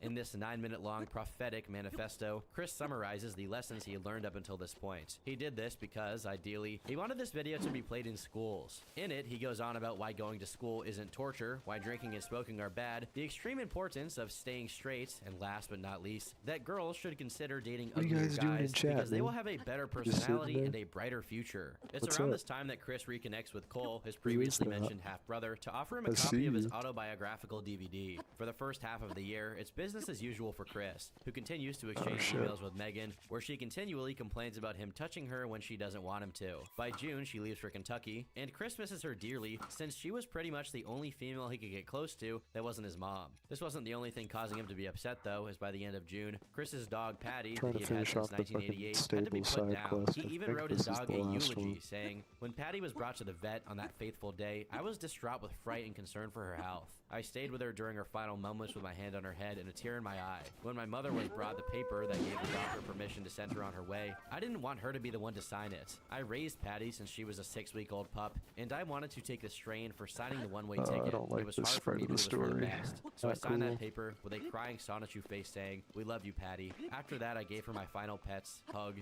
hand to paw hold, eye contact, ear rub, cheek to fur rub, and I sadly waved her for the final time, and I said, 'Goodbye, Patty, I love you.' As I stood outside, I heard Patty's last bark saying, 'I will always love you, Chris. Thank you.' Regardless of how thorny and problematic of an individual Chris Chan is, losing a pet you've had for that long is tough. Especially considering how few and far between were his sources of affection, Patty must have meant a lot for him, and it's hard not to feel for the guy. But let's not dwell on this for too long, because Chris did not either. By July, Christian had entered a contest called Chop Chop Master Onion's Rap Showdown, which was created to promote the Parappa the Rapper game that was coming out that year. The grand prize was 2 PSPs, and an all-expenses-paid trip to Seattle for the 2007 Penny Arcade Expo, which Chris was hoping to use in order to seduce Megan out of Kentucky and back into his arms. Well, not quite back since she was never there. Anyway, this is Chris's entry if you were curious. AP Station. My name is Christian Chandler. I live in Bucksville, Virginia.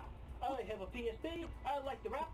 I play with the rapper. I go with you now. The only song I know is Master Onion. July was also a very active month for his eBay, and he bought plenty of more sex dolls, adult videos, and masturbation aids of all kinds. Mind you, all of these trinkets, gizmos, and gadgets were bought on the credit card of a nearly 80-year-old Bob. Whenever he wasn't getting busy with those, he was emailing every person he'd ever interacted with in his life to vote for his Parappa the Rapper contest entry so that he'd win the prize. He even tried Cole, but to no avail, since he seemed to be interested exclusively in trashing Chris's parents. This technique must have proved effective since his video made it to the final rounds, but in early August, it was made public that the winner of the contest was not Chris, but a guy named Adam Stackhouse. Chris would put in his 2 cents about this unfavorable result. That stupid, no good Adam Stackhouse won the trip.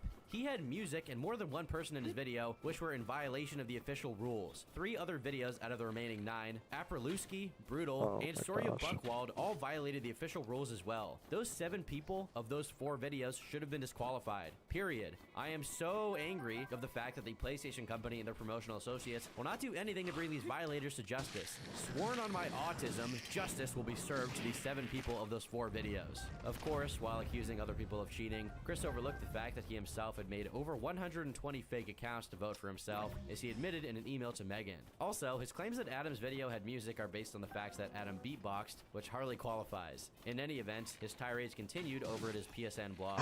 This is directed mostly to Adam Stackhouse, the SOB who was the alphabetically first video in the Parappa contest and got wrongfully the big prize. I loathe Adam and his sister for stealing my one chance at taking my sweet gal friend to Seattle. It would have been terrific. I might have even been able to change her outlook on not planning on having children. She and I are both virgins, although I am a frustrated, high-functionally autistic 25-year-old virgin. I don't have much going on for me, really, because I have been the dog in America's favorite game, Kick the Autistic, for my whole life. I curse those 7 people, between the cast of the 3 illegal videos, to die and burn. As for Adam, if he's reading this and is asking, "You've got something to say to me?" I do. P.S. Fuck you dream-smashing son of a bitch.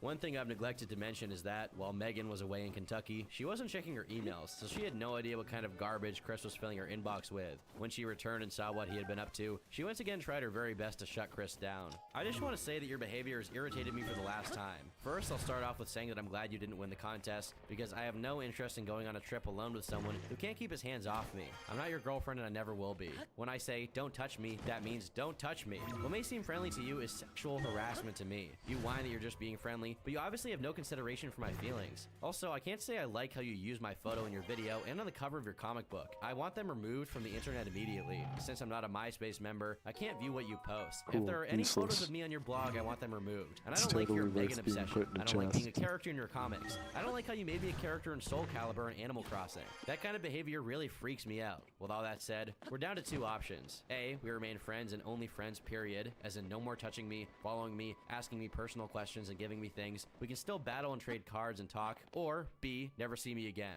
I'm sorry it's come down to this, but I've told you repeatedly in a nice way to stop, but you've never listened. I hope you will finally take what I just said into serious consideration, and now know that if you try your advances again, I won't be very nice about it. Despite how clear Megan was being, it would once again fall on mostly deaf ears, as Chris would reply with another email titled, "Ouch, my heart." Trying his hardest to guilt trip and yakking about his love quest once again, concluding it with a declaration of his love for her. A couple of weeks go by and Chris continues sending her love mail, all while purchasing more and more sex dolls. Eventually, it seems he did take what Megan said to heart and complied with her demands, and she thanks him for it. The peace treaty between them didn't last very long after Chris began expressing his distaste for one of Megan's friends who happened to be gay. After being confronted by Megan about it, Chris replied, "Originally, I was not fond of him because it was obvious that he was a homo. Yes, I am a homophobe. I fear them all. And I fear the tormenting temptations of falling off the straight path. But then I mentally, sometimes from a DVD, and if you'll pardon the expression, shove some p***y in my face. I'll tell you what, if I ever stoop down to changing my path, I might as well get a gender change operation." What a prophetic statement from Mr. Chandler. By some miracle, Megan is once again tolerant and patient with him, saying she understands why he's like this, that she also had a tough time in high school and felt very lonely. In that same month, a new dimension to the CWC story was revealed, as for the very first time, an online community took note of his existence. On a thread about Eulillia on the website Something Awful, Chris gets brought up, along with his Sonichu comics. Soon, he gets his own dedicated thread titled Sonichu and His Quest for a Boyfriend-Free Girl. After 2 decades of people either pitying or distancing themselves from him due to his eccentric sensibilities, Chris finally finds his niche, a target audience of people who relish in how strange and demented he is. In the thread, people point out how his website looks like a visual rendition of a grand mal seizure. Some even theorize that there was no way everything CWC made was this naturally awful, and that he must have been doing it on purpose as a really elaborate prank or performance art piece. But a handful of the users actually had experienced Chris in person. One user said, "I posted in the other thread, but I've seen this guy in real life. This is no prank. He used to go to the college I attended until he got kicked out. If anyone here is from Charlottesville, Virginia, you may have seen him also. He hangs around the UVA Alderman Library and the Fashion Square Mall. I had seen him around campus and just thought he was in an anime club or something. I never saw him with his signs. I learned a lot more about him when he messaged my sister on MySpace and invited her out for a soda. She declined and he became increasingly more harassive towards her until she blocked him. Yes, he wears that Sonichu necklace around everywhere he goes." People slowly realized that Chris was definitely not your run-of-the-mill internet weirdo. Not only was it evident he was a special kind of special. But no one up until that point had probed the depths of the Quickiverse. Despite how small of a community there was around Chris and Sonichu at the time, it was like stumbling into King Tut's tomb and finding mountains of archaeological artifacts that had been hidden away from the world for centuries. The same user from the previous post found and shared an updated and enhanced version of the attraction site on Chris's website. This edition included a list of Chris's turnoffs, which are the following: smokers, real drunk alcoholics, gone to Moe's often, current/previous mothers. I support them fully, but I would not feel comfortable walking into a previously made family. I would feel more comfortable starting fresh and having my own children. Real ugly women, currently over 230 pounds, the low functionally mentally handicapped, the seriously physically deformed, autistic, high functional or otherwise. Although I myself am high functionally autistic, but that's besides the point. Medium or dark chocolate, police women.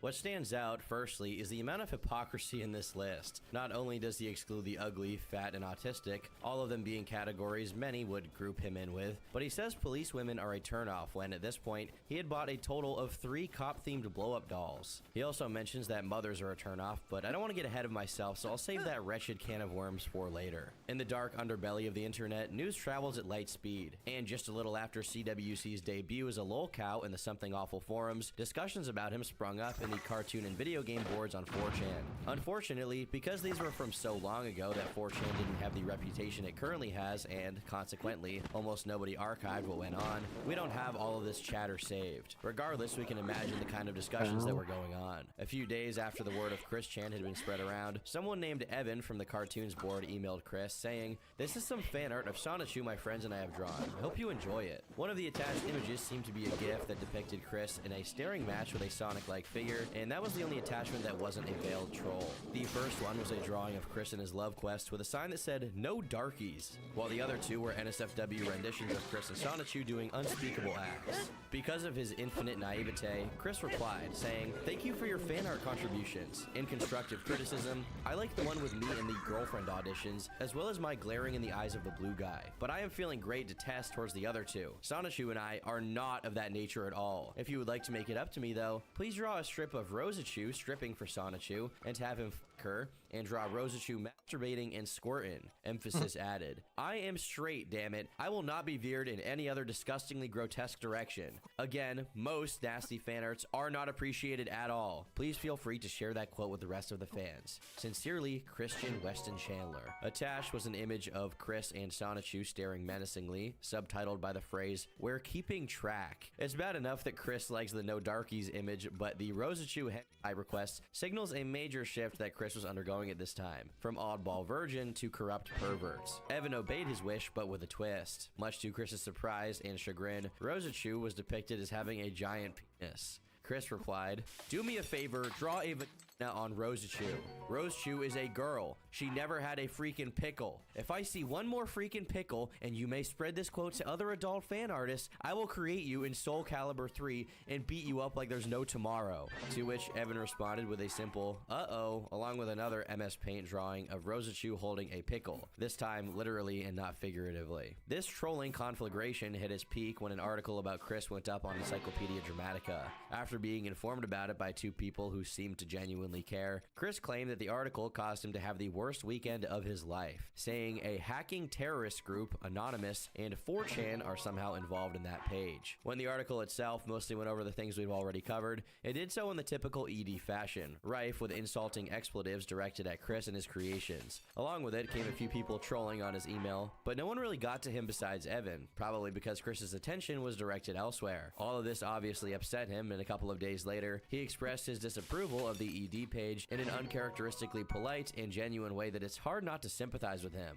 In the video titled Chris Chan's Public Announcement, he simply asked that the page be rewritten in a more favorable light, suggesting edits such as including his family history. According to his headcanon, he was a descendant of Anne Boleyn on his mother's part, despite the fact that Anne Boleyn never had any children. Additionally, he claims to be 1/16th Cherokee through his father, saying, "We're a respected tribe." After apologizing for anything he could have possibly done that wasn't nice, he asks that the page be taken down. Much later, Chris relayed on emails that during this time, he and his mother were badgering the management of the game place for CCTV footage to try and figure out who took that picture of him that was featured on the ED article, which they deduced must be the same person who wrote it. However, they stopped once the owner of the place threatened to ban him for a month. It's really funny how Chris isn't afraid of being arrested by actual cops like he was at Target, but if someone merely suggests taking away his ability to play Pokemon cards with preteens for a single month, he folds just like that. On November 10th, an image of Goatsy was added to the article's gallery of images above the caption, "The true brains behind Chris Chan," and this was the straw that broke the camel's back. That set him off to make an account and try to edit it into a positive light himself. Emphasis on the word try because it seems not even Christian is capable of making himself look better. He removes Goatsy along with words like retarded and scary because he doesn't like them. In the section about Evan's trolling, he replaces the phrase masturbation and squirtin' with just masturbate,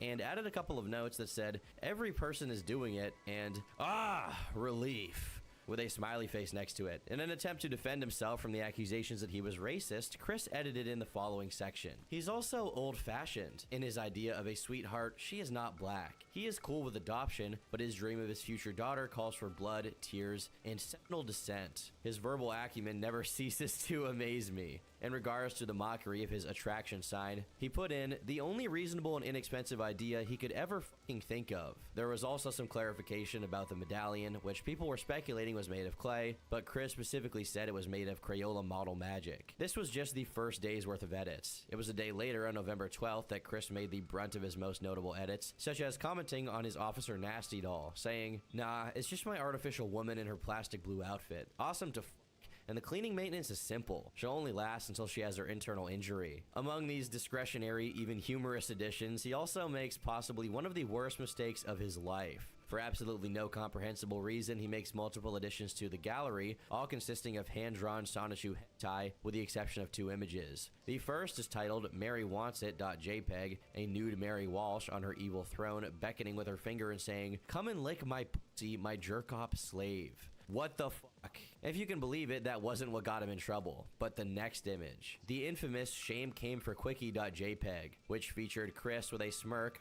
a naked female with one hand and doing a thumbs up in the other, captioned with, "Your sister has come for me." Though obviously I can't show the whole image, people have done some anatomical analysis on it in order to understand the inner workings of Chris Chan's creative mind. People began wondering what Chris meant with the caption, because usually when doing trash talk, the target tends to be people's mom, not their sister. Discussions ensued as to what this actually meant to Chris, with some even thinking that the girl in the drawing was Crystal, his imaginary sister/daughter/girlfriend. Little did they know that Chris, at least at the time he wrote the caption, believed John, Megan's brother, was the mastermind behind the trolling, and the caption was meant for him. The girl in the drawing was Megan, but no one knew this other than Chris. The rest of that year's edits of the ED page were uneventful back and forths between Chris and the site's moderation. Over in Chris's emails on December 30th, he wrote and sent a poem that's quite the mouthful to say the least. "For my true love, I'd treat her tenderly, sweetly, gently, like a summer breeze. I'd caress her skin gently with my strong fingers. I'd take her to eat and provide for her to my ability. I'd start small at McDonald's, then let it get better in due time. When the mood is right, I'd whisk her in my arms and lift her up in sweet gentleness. If she is willing to allow the pleasure, I'd lay her down, caress her gently, tickle her fancy, have her tickle my fancy, and give it to her with the learned, lonely experience I've endured." I have no idea how Chris's post-McDonald's erotic Angelica is more articulate than the writing of Sonichu. It's insane to think he thought this would be romantic for a woman to read. By the way, he didn't send this directly to Megan, but to a mutual acquaintance of theirs who presumably read it before passing it on to Megan. It's unknown if it actually got to her, as there's no email of hers acknowledging any of the stuff said in the poem. For the first 2 months of 2008, there was a great quiet before the storm. That is, besides Chris getting some anal beads that came with another one of his purchases, and Megan briefly living under the same roof as him due to her having issues with her family.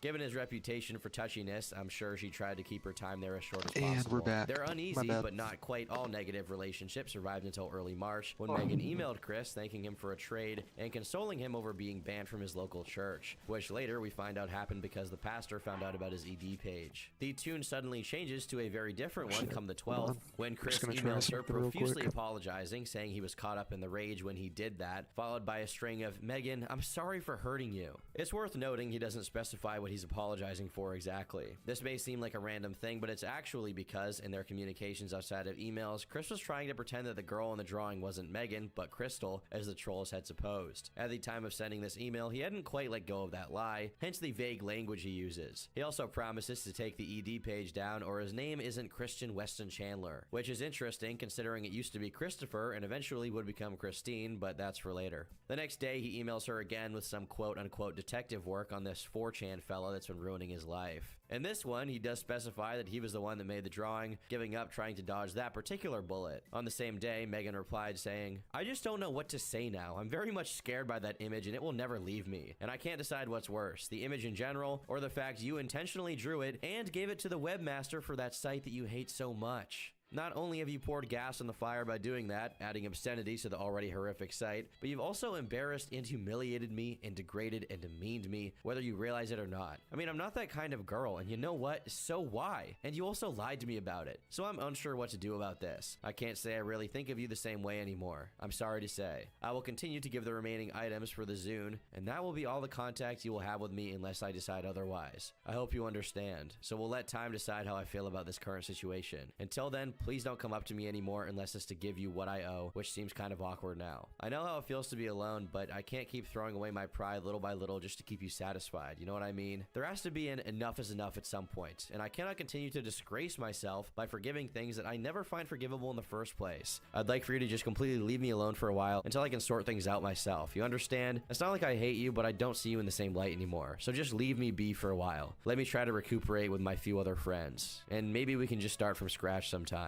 Despite this message having a much more final perspective on Chris and Megan's relationship, by some unexplainable reason, she still leaves a window open for possible reconciliation in the future. Chris, in his all-enduring grace, sees this charitable reluctance to completely cut ties with him as an opportunity to cork out the gnarliest, gigantic turd on it. Here's what he replied with.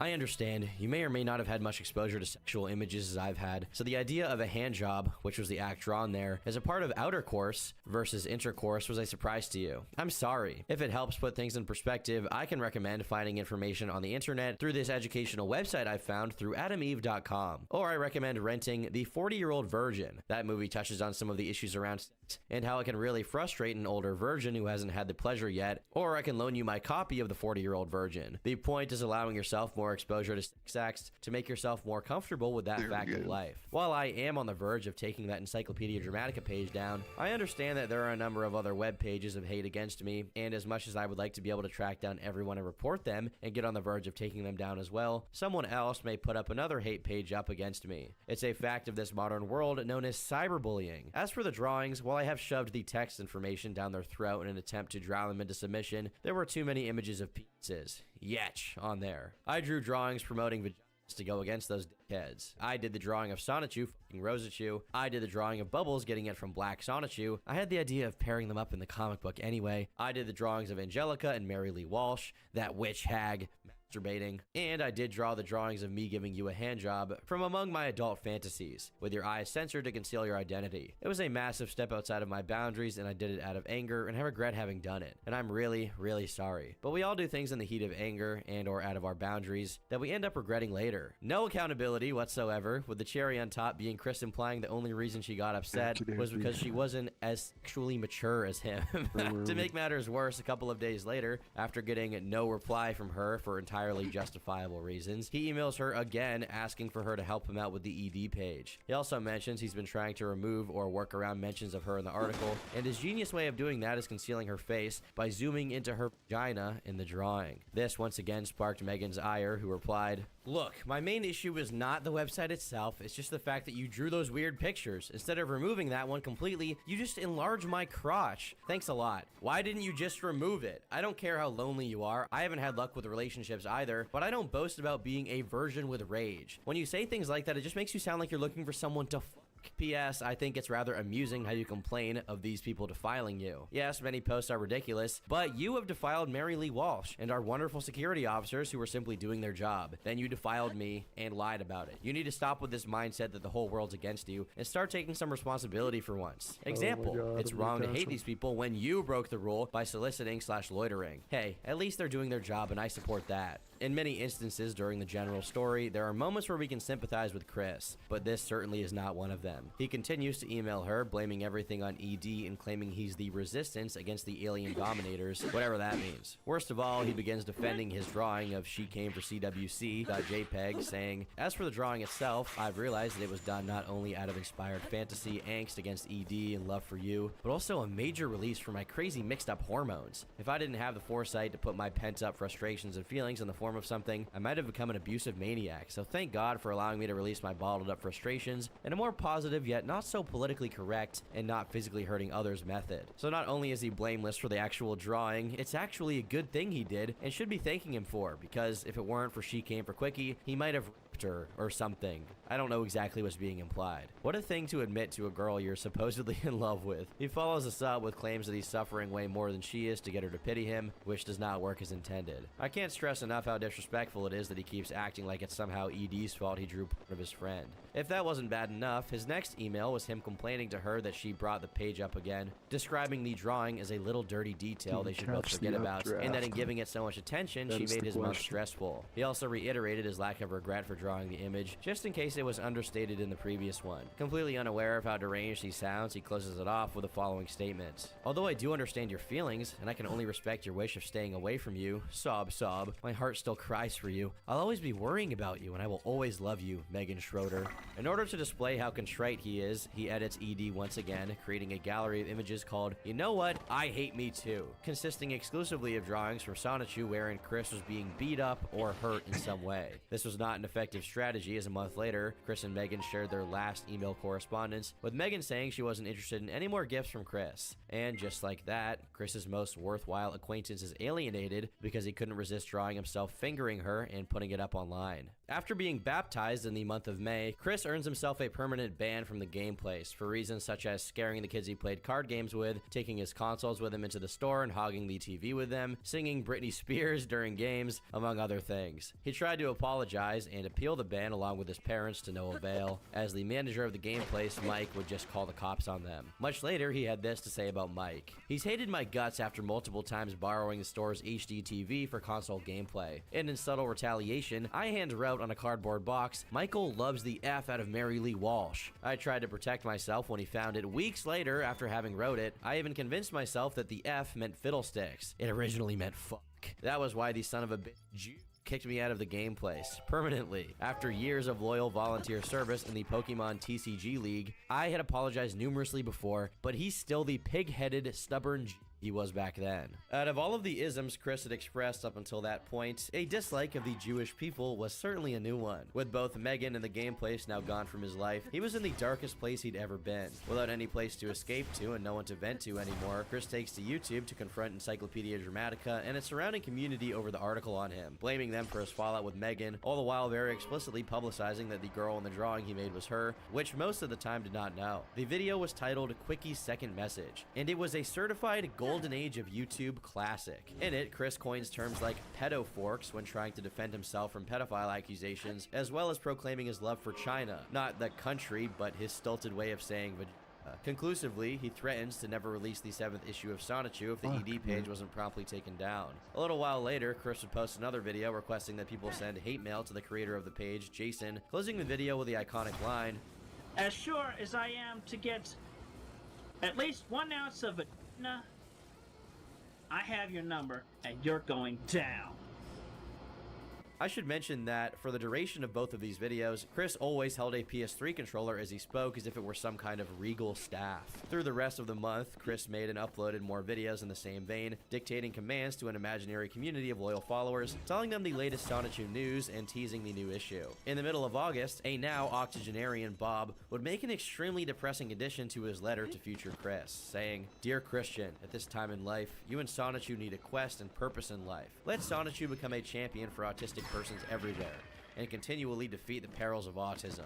Sonichu could become the spokesperson for autistic persons with an ongoing fight for them in chapter after chapter or good deeds on the internet. He could become the spokesperson from now on. You and Sonichu could become famous worldwide." Jesus, I forgot how stupid this story is. In a few ways, you know, Bob was right, and Chris would become famous worldwide, just not for being a good role model for autists. During the same period, Chris would establish contact with another girl through emails. Her name was Blanca, and she took the initiative in emailing him to show her OC character, Jiggly Amy, a hybrid between Jigglypuff and Amy from Sonic. Of course, they were lying and trolling, and of course, Chris fell for it, hook, line, and sinker. And within a single day, he was telling her he was interested in a relationship. Not only that, but he also asked her opinions on pornography and asked her to get on webcam with him. Mr. Chan was in quite the hurry. After uploading even more images of Rosachu drawn naked to the ED article for no particular reason, he does the unthinkable and sends nudes to Blanca. For the sake of accuracy and journalistic integrity, I should make it clear that this wasn't exactly Blanca he sent nudes to. It was someone unrelated to the three trolls behind the original Blanca identity who took it upon himself to pose as her and ask him for nudes, which Chris gracefully obliged. I should also specify that these aren't your regular nudes, but a close-up picture of Chris's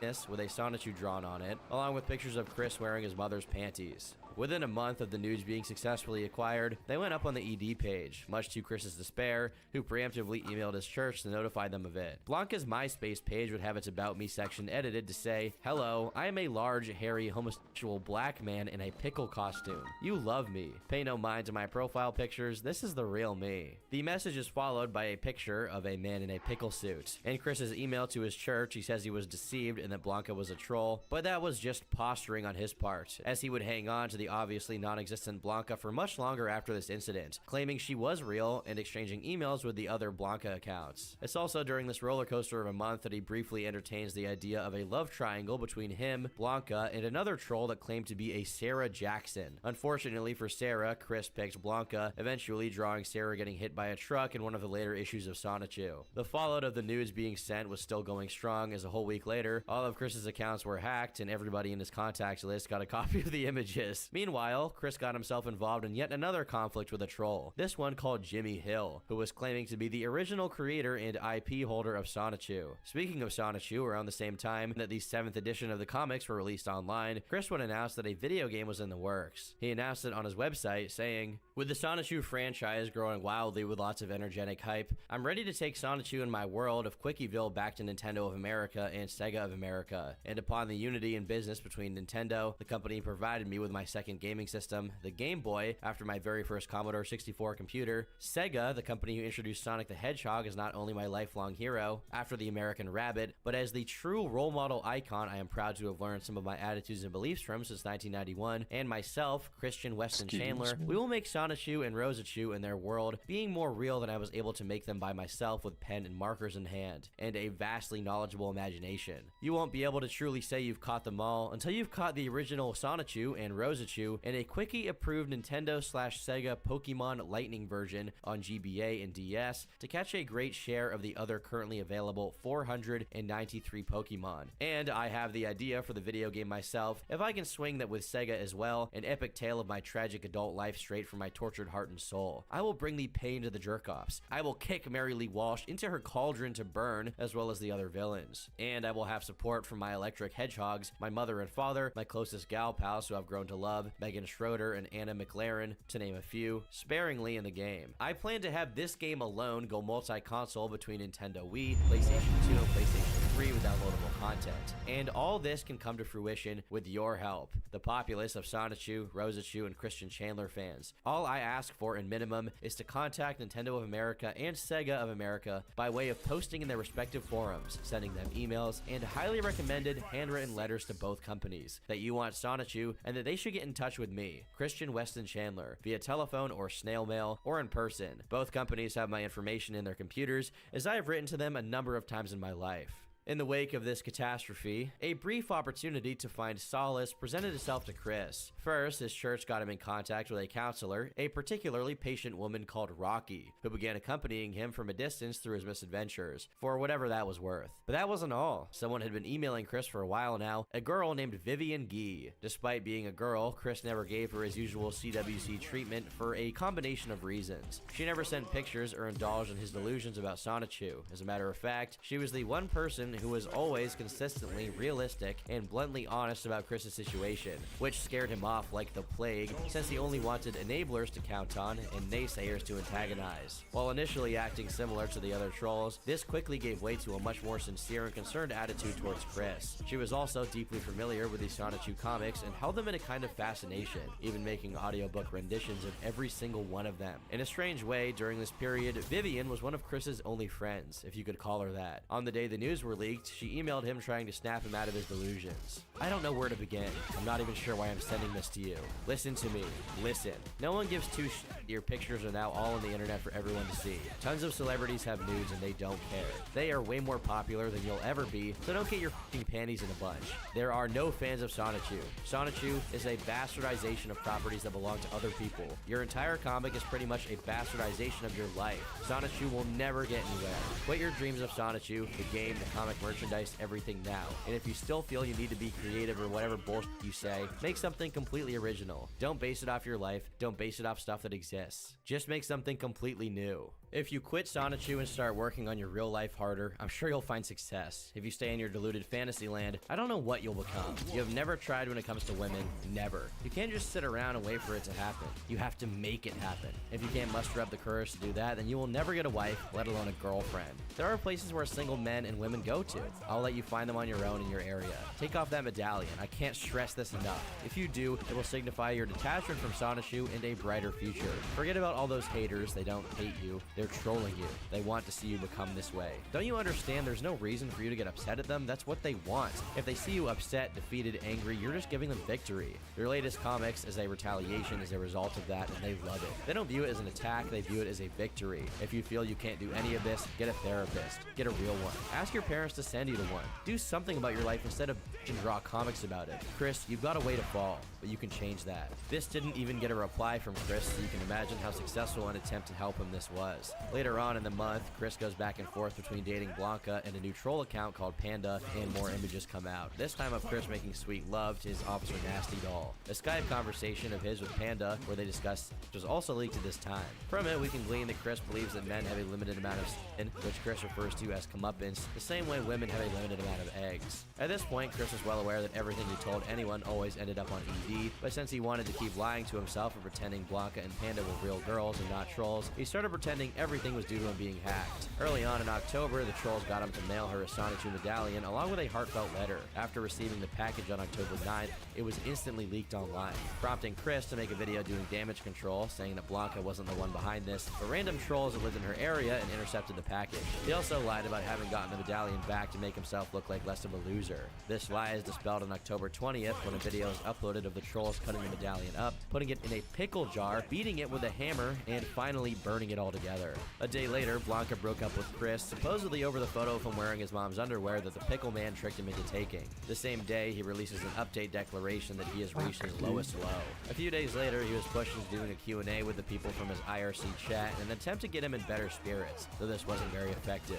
After years of claiming to be lonely, depressed, upset, and a heap of other negative emotions, this is the first time Chris genuinely seemed completely despondent, without the motivation to keep up his regular spiel. The only mention-worthy thing from the Q&A is that he pretends he's met a girl in real life, claiming he's kissed her and lost his virginity to her. He quickly forgot he told this lie and resumed his lamentations over the loss of Blanca, while Vivian Gee was still trying in vain to prove to him that she wasn't another troll. The next 2 months are notably uneventful compared to the rest of the year. Other than a few Q&As in his IRC chat and some conversations interactions with Panda. Right near the year's end, we have the founding of 2 online forums, the Sonichu Girls Fan Club and Gays for Sonichu. It would still be a while before he said anything about the latter, but just days after Sonichu Girls popped up, Chris was already posting on it himself, introducing himself, and once again, reigniting his sweetheart search. His introductory post read, "Yes, it's your man of the way more than an hour. I've read my accent/voice was a favorited feature. Blush. I've rarely thought my voice was that alluring, although in my honest opinion, it sounds like a direct match to Sonic the Hedgehog. Anywhere from the classic and Sonic X shows and all games, starting from Sonic Adventure, and when singing, I can have a Frank Sinatra or Bing Crosby flavor." Yeah, honestly, I honestly don't even disagree. Honestly, I don't know why I'm still single either. Even my own mother finds me handsome. Oh, no, no, no, no. Aside from the understood facts, I feel that I'm truly in touch with my feminine side, to the point where I am capable of learning from that to better understand how to treat women in a caring, nurturing, positive way. Sometimes I wonder, between my caring attitude and the lack of a sweetheart, if I was born the wrong gender. I would wonder what life would have been like if I'd actually been born a girl. But afterwards, I'd realize that I should still appreciate being born a boy to gentlemen. God gave me the package and I signed for it. And while it is true, and I am not ashamed to admit it, that I've seen my fair share of... I have learned how to better, positively treat a woman before, during and after the act. I would definitely stay until she woke up, and I would call her back later to see how her day was. And I would have put the seat up, then back down when I used the restroom she would use later. I care more about every woman's feelings and opinions over their body. On the flip side, I feel discomfort around men because they can be such mean and cruel jerks. I should go on with what I detest about them, but I will not stoop to their level of cruelty. Also, I feel discomfort when shopping for underwear for myself. They do not need models pictured on the package.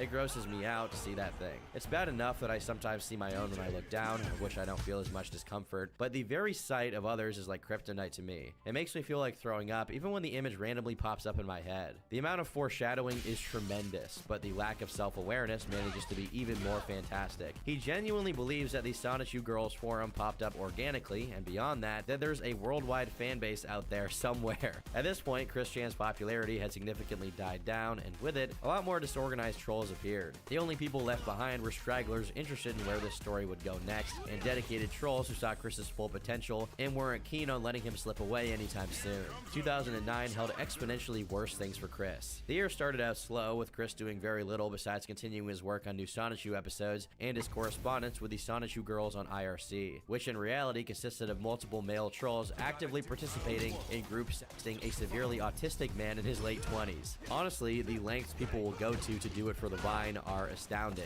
and sometimes funny, and sometimes pathetic.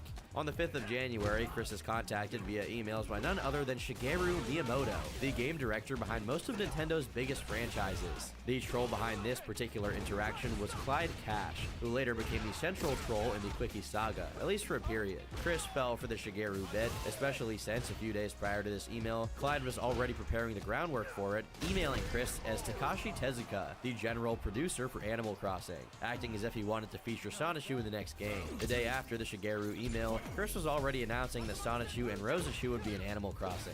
Clyde was multitasking the trolling of Chris, simultaneously posing as multiple different characters. After establishing the connection with Nintendo, he began emailing Chris as Greg Mays, posing as another Nintendo employee that was in charge of updating the Sonichu website with an appropriate redesign to market Sonichu for Animal Crossing. By doing this, he finessed the admin password for Chris's site, promptly logged into it, changed the password, and locked Chris out. Ladies and gentlemen of the Sonichu fan base, unfortunately, due to a troll having found access to the database behind Sonichu.net, it is temporarily shut down, and I cannot change the password at the moment. Greg Mays, if you do not re-upload Sonichu.net back to the way it was before you even started, I will come down at you. And my lawyer man from Nintendo, Jay-Z, he's gonna come down with his boys from Nintendo and the boys at Sega. They're gonna track you down. His next email to Chris read as follows. It is I, Jason Hendrick Howell. If you ever want to see your beloved site restored, you must meet my demands. If you ever wish for me to hand over your beloved website, you must announce your homosexuality to YouTube. You must not reveal that I told you to do this. Otherwise, you will never see your site restored. You must detail how you've been kept in the closet for so long, your search for a sweetheart as a cover-up, and why Sonichu is so gay. You must be angry. Of course, you could always make a video proclaiming how straight you are. Either choice, gay or straight, which will it be? Chris quickly obliged. I, Chris Chandler, am straight. Don't you forget it. But this didn't satisfy Clyde's demands for a longer video, wherein he explained why he was straight and totally not gay. Chris once again obliged. So I tell you for sure and for true that I am straight. I can tell you why from my lifetime stories, but I'll tell it to you in just a few short minutes. Anyway, right. So, Christian Weston Chandler, I am straight. After this, Clyde's next request is for Chris to upload a short video where he and his parents go over his accomplishments in life. That video would never be made. Instead, Chris's next upload was him denouncing the ED page at 4chan once again, though what led him to rekindle this beef is unknown. This lack of compliance with Clyde led to the site being hacked once again. In an email, he admits to Chris he isn't Jason Howell, the creator of the ED page. Chris doesn't even quite absorb this information, replying with threats instead about involving the police in the situation and praying to God and Jesus for Clyde's death, while Chris continues to refer to him as Jason. This led into a voicemail Chris left for the real Jason, who had no idea what was going on or why he was receiving it. Saved message. Jason Kendrick Howe, you bastard! Bastard! You hated everything! You have driven me so beyond the wall I can't even describe it! You love me now, but I pray you dead! Goodbye! This would do nothing to stop all of Sonashu's web presence, along with Chris's personal accounts, from being constantly hacked and vandalized in all sorts of ways. Because of this, he seized communications with the Sonashu girls, unknowingly ending their cryptic troll campaign. However, he only did this after sending all of them locks of his hair in plastic packets, along with certificates of authenticity. You know, just in case someone tries to make fake quickie hair packets to sell on eBay. He had to make sure people knew these were the real deal. In the meantime, over at the Shigeru email situation, because of all the hackings, Chris's identity came into question, and to prove that it was actually him and not a troll, he made a video addressing Miyamoto and showing his driver's license on camera. Chris also made another update to declare that he continues to be straight as an arrow, despite what his more recent outgoing emails may claim. In order to prove his straightness, he claims to have a subscription to Playboy and stomps on the dildo he got from Adam and Eve. A couple of days later, in his IRC chat, when Clyde accuses him of wearing women's underwear, which Chris did do at least once, Chris inexplicably decides to reveal the fact that he has, I quote, numbers of pairs of dirty, crapped briefs. Amidst his claims to loathe penises and love boobs, and Chris also claims that at those times it mostly slipped out without my knowledge, in reference to his bowel movements. During this time, Chris hardly did anything besides staying in those IRC chats, interacting almost exclusively with trolls to a masochistic degree. Though a lot of it isn't worth getting into, as it's mostly just Chris voluntarily exposing himself to verbal abuse. At one point, Clyde and Panda, Chris's quote-unquote girlfriend at the time, cooperate to say that Clyde is Panda and that she's expecting a child. I would say that's cruel if Chris hadn't flat out ignored multiple people that told him Panda was a malicious troll because he'd rather believe he had a girlfriend. If their objective was to free Chris out, they didn't quite accomplish the goal because he reacted nonchalantly, even suggesting she should move in with Clyde since the child was going to need a father, going as far as to say Clyde had proven himself to be a good man after repenting for hacking the Sonashu site and being willing to let Panda and the child move into his house. I can barely believe the words coming out of my mouth right now. For the majority of January, Chris fluctuated between wholeheartedly believing that Nintendo representatives were in direct contact with him and trying to set up a meeting, and being dubious of the whole thing and just admitting that the emails were once again the work of trolls. On the 22nd, Chris claimed to leave Washington for the meeting, and after that, he spent a few days offline, which caused people to wonder if he managed to convince his parents to let him go there. 5 days later, he came back with another upload talking about how he'd spent the past few days with Shigeru Miyamoto, which confirmed that Chris had just been lying. Soon after, he admits to Clyde over emails that this video was a lie, and later on, makes this same admission publicly in a new video.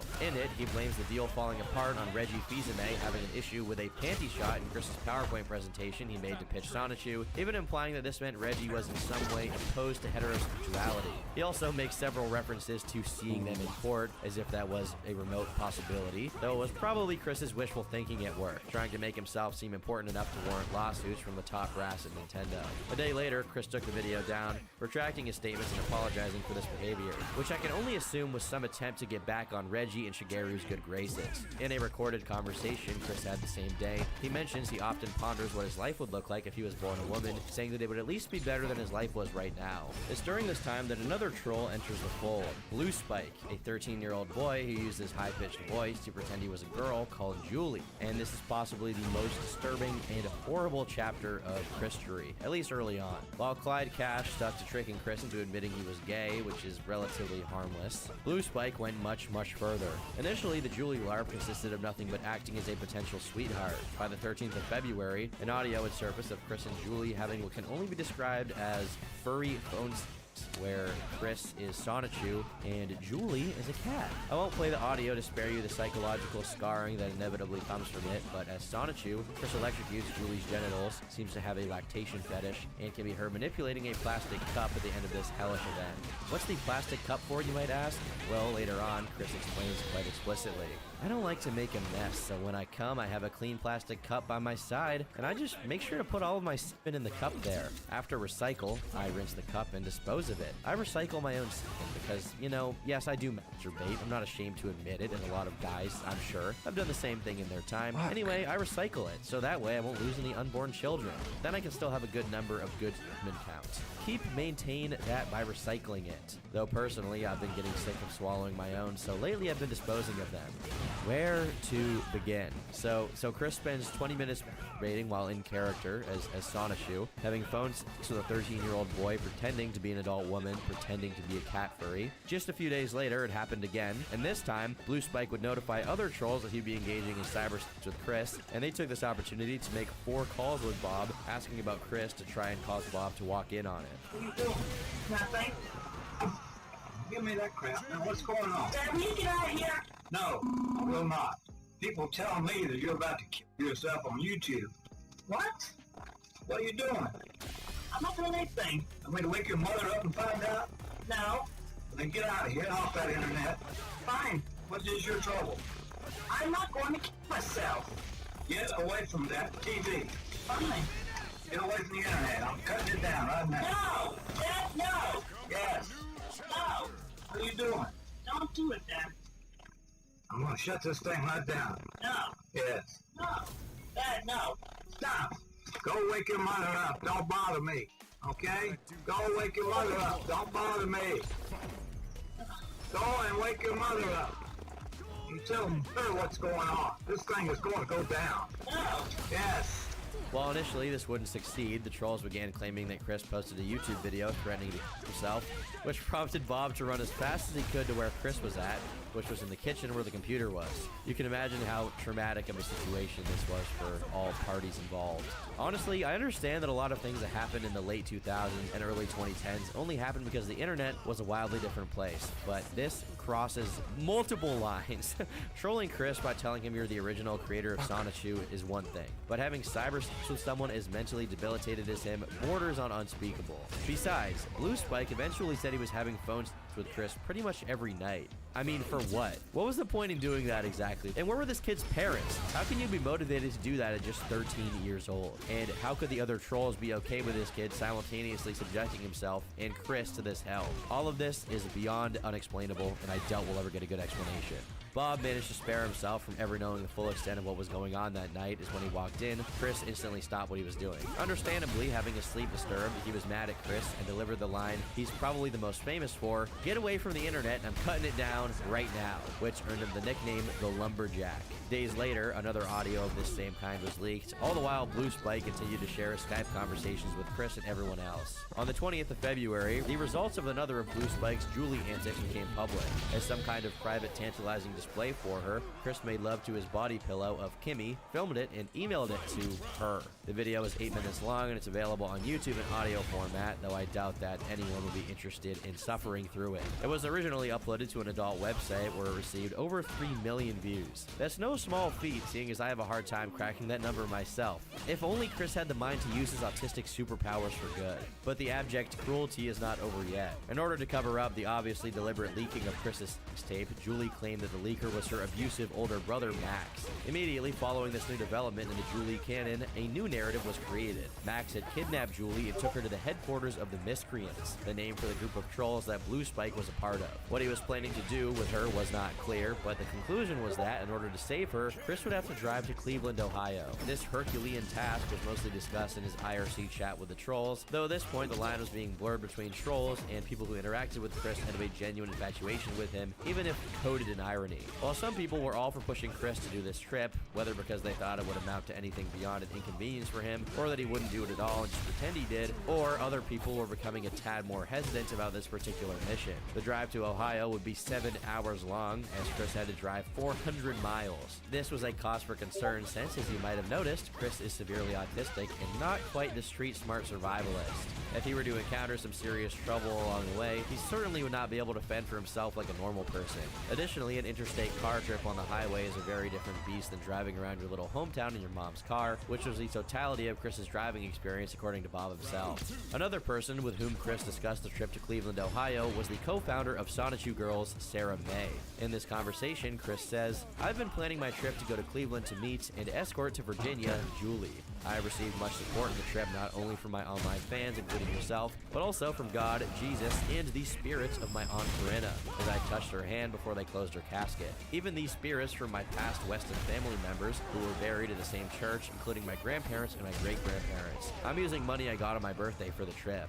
I'm leaving tomorrow morning. I have a road map for Eastern USA, directions to Julie, and from MapQuest. I have set aside 6 changes of clothes, and I'm not informing my mother and father until the last minute with a note and photocopy of my printed directions and a portion of my road map with a marked path. Confidentially, I have about $45 in my bank, $16 in my wallet, my phone will be fully charged, and I have a freshly filled tank of gas." On the morning of the 26th of February, precisely at 5:30, which is the exact hour that Chris was born, he left his Ruckersville home to head for Ohio, ignoring his parents' concern that this was some kind of elaborate troll or to catch a predator sting operation. Upon waking up and finding the note he left behind, Bob and Barb notified the police and filed a missing persons report in fear that he would get himself killed on the trip. The ride to Ohio would be mostly uneventful, and when he was crossing state lines and passing a toll booth, Chris managed to lock himself out of his own car. Luckily, someone else at the toll booth had AAA and called on them to help Chris get back in his car. In a fateful coincidence, his other stop on his way to saving Julie was to get a hamburger at a restaurant called Sonic. Eventually, he made it to the random address given as Max and Julie's residence, but all he found was a beat-up old house where an old black lady lived, with no sign of his sweetheart or her abusive brother. Fortunately, this trip was harmless for Chris, and after calling his parents, he headed back to Ruckersville, getting home at about 3 in the morning. Despite how much trouble he got in with his parents, who threatened to leave him homeless if he ever did anything like that again, and despite the money he wasted and the fact he was tricked into going there, Chris himself eventually came to hold quite the positive outlook on it, saying he enjoyed the sights as he drove. After his safe return, he had one last conversation with Blue Spike, where he relayed his story of the trip, while Blue Spike struggled to believe he actually went to Ohio. The conversation shows that Chris continued to be in the dark about Julie being completely fake, even after the trip. Promptly, March began with his left foot. Someone from ED produced postcards with frames from Chris's tape with Kimmy and sent them to Bob, who took away Chris's ability to make videos, which is quite fair and should have been done a long time before it came to this. Just 2 days after this, another absolute tragedy happens, also due to malevolent deeds of Blue Spike.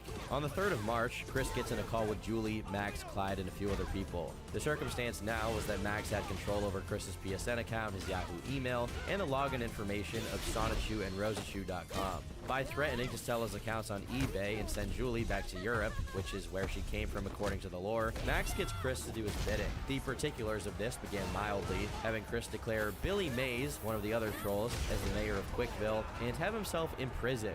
However, things would go downhill in a way that every other troll didn't expect and weren't okay with. In the middle of this hour-long torture session, Max begins demanding that Chris either burn the Sonichu medallion or cut it up into pieces and introduce them into his butt. Throughout this entire ordeal, Blue Spike's psychopathic mean-spiritedness came off towards Chris as extremely off-putting, and the other trolls would intervene, telling him to stop what he was doing as it went way past any line imaginable.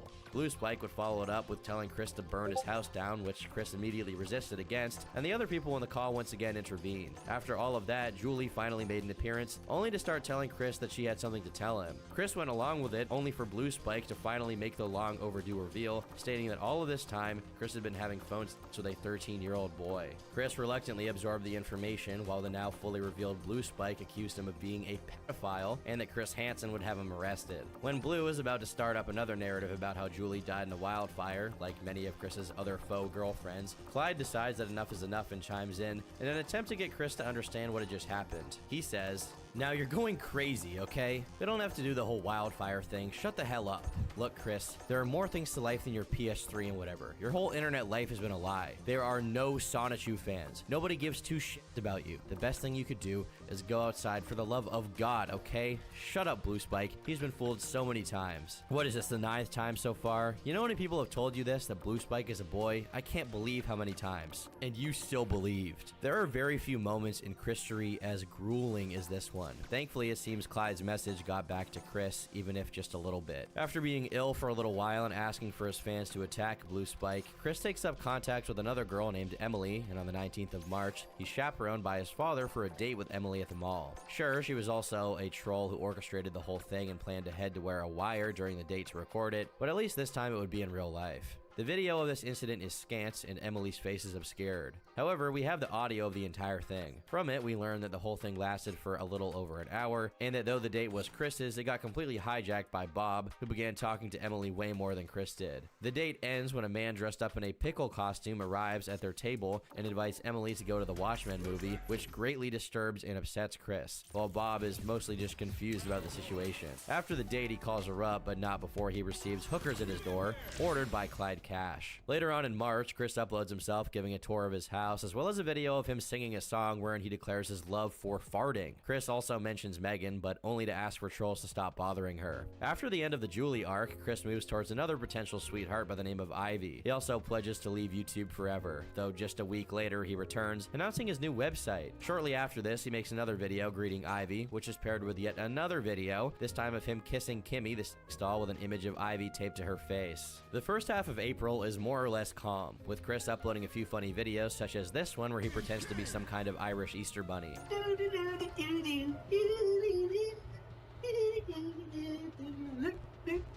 By the 16th, the Miscreants leaked 3 videos they obtained directly from Chris by pretending to be girls. One where he's drinking his own semen mixed with Fanta, one where he's spanking his own naked ass, and lastly, one where he's dancing around naked in his filthy shower stall. While absolutely depressing, Chris takes these in stride as just a day later, he uploads another video kissing Ivy's face on Kimmy. It's also in the month of April that the long-forgotten Christian and the Hedgehog Boys drop a comeback album.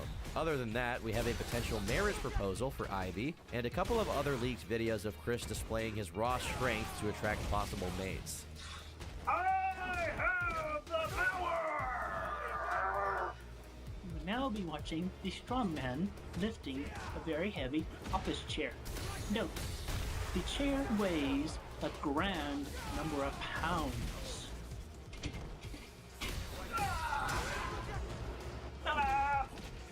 Now we will be seeing the strongman lifting the same chair with a very heavy basket full of junk in the chair.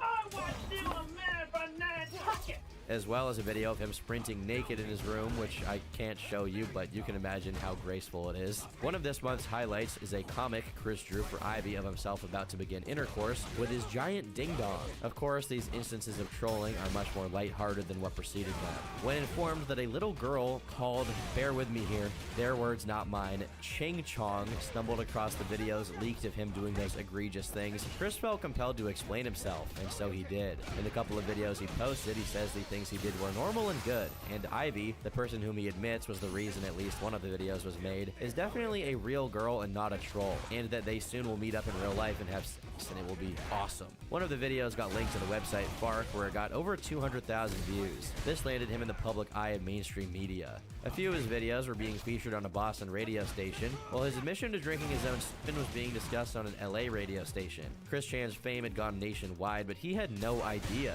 As while this was happening, he was too busy drawing a comic of himself marrying Ivy, as well as a few of himself, as Sonic, having explicit sex with a Sonic furry version of Ivy. He also attempts to put his autobiographical article on Wikipedia, but it gets taken down and he subsequently protests. By the 15th, his relationship with Ivy quietly ends as he takes down all of the videos mentioning her, and Clyde announces that they broke up. Later on, Clyde goes into detail about what caused the breakup. It was revealed during this time that Chris had gone to the police because of Josh and with Rocky. As previously stated, Chris kept kept mentioning going to the police, but I didn't think he'd actually do so, as that would entail explaining things to his parents. Also, Bob and Barb have always been extremely afraid of the authorities. Bob hid the vast majority of troll material from Barb. The breaking point for Bob and Barb had been Josh. He had sold Chris a PSP with a non-existent feature for a higher price than a normal PSP. While Josh was scamming Chris scammed Josh back by giving him a bad check. Bob and Barb ended up agreeing to go to the police with Rocky to catch Josh, and only Josh. They agreed only to discuss matters regarding Josh, as they were handling Clyde and the other trolls on their own terms. Taking advantage of the situation, Rocky blindsided Bob and Barb at the station by monopolizing and domineering the police's help.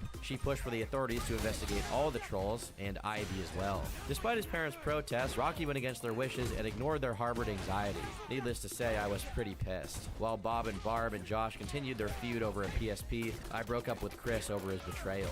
Fun fact, this Josh character happens to be one of Chris's oldest acquaintances, having attended the same speech therapy classes as him during their childhood. While this was going on, Quickieville.com, Chris's site at the time, got hacked, and messages attacking Chris began being displayed on it. 4 days later, the site went down, and the revelation that Ivy 2 was a troll prompted Chris to upload a video to his YouTube channel saying that, from now on, he would only be taking real-life encounters with women into consideration when it came to finding a sweetheart. Too little, too late. A few days later, his drinking confession finds its way to the, at the time, infamous Opie and Anthony show, which was nationally syndicated and one of the largest comedy shows in the US. It's unsure if Chris ever found out that this happened, but if he did, it certainly contributed to the delusions of grandeur he was already harboring. At the tail end of May, Chris tries to engage in his love quest on Craigslist, but his ad gets taken down for racism. In June, his YouTube account gets hacked, and the hackers re-upload the video where he admits to being gay, which he was coerced in the first place into making by Clyde. When Chris gets a hold of his account, he immediately deletes it and favorites multiple Britney Spears videos to prove how straight he is. Later on in the month, he uploads a song called Don't Trust Any Homos Over There, a spoof of a similarly named song from the Boondocks.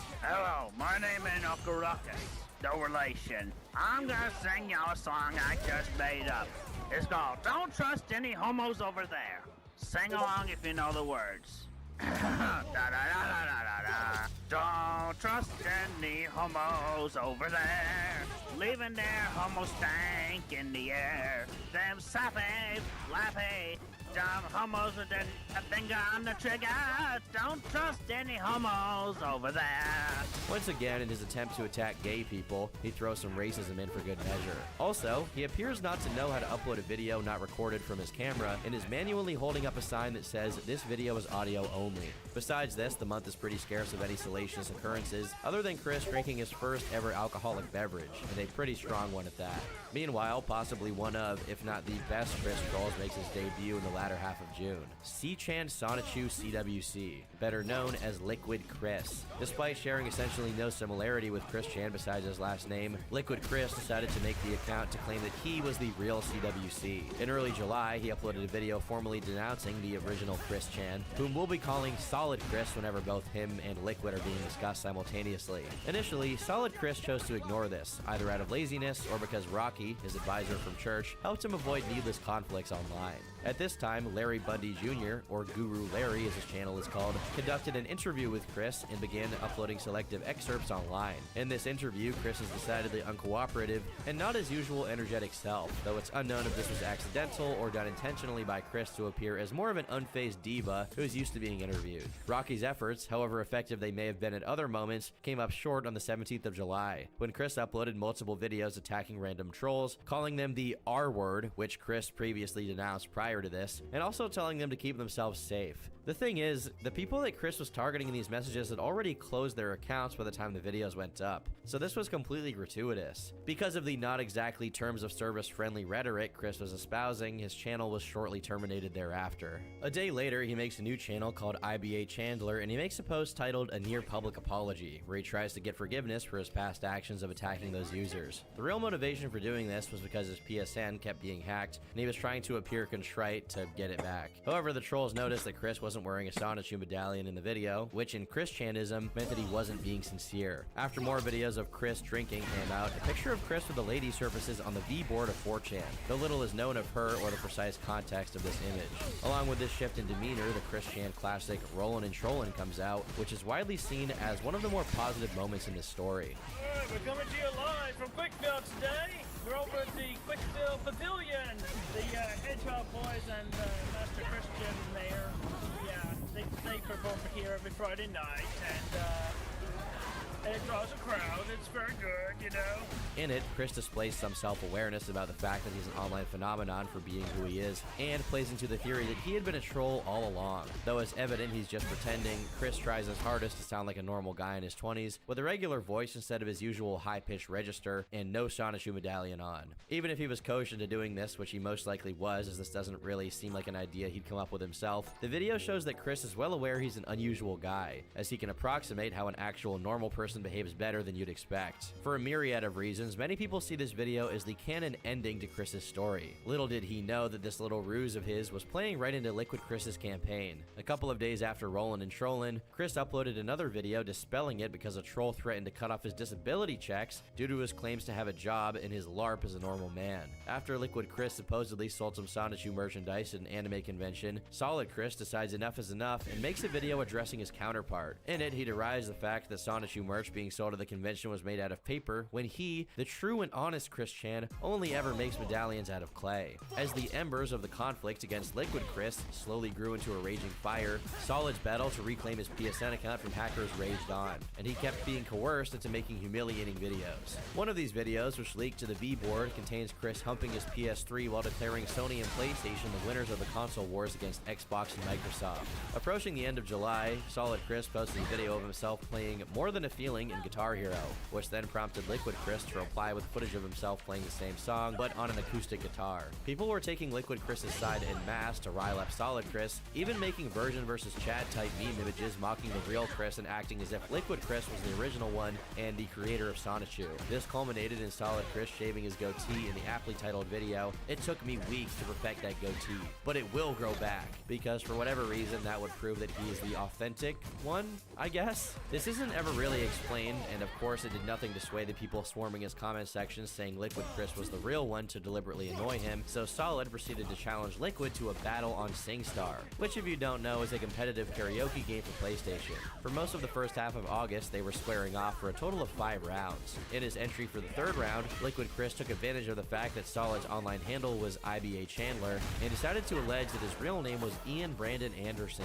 This led every troll under the sun to instantly pack Solid's comment sections with mentions of Ian, which deeply irritated his narcissistic sensibilities. No matter how desecrated and disfigured the reputations and images of Quickie and Sonichu were, he wanted to be the center of the attention it got, regardless of whether it was negative or positive.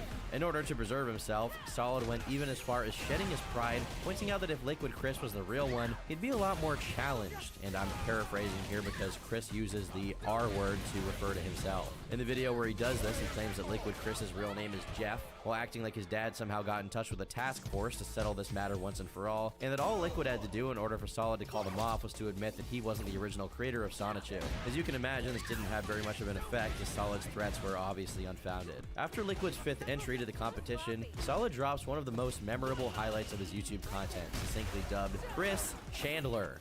And another thing, my name is not Ian Brandon something! I am Christian Weston Chandler! So get it through your damn skull and call me the real name that I've got that's been given to me and the Bear at Regency Square Shopping Center during 1989. You damn fucking bastard!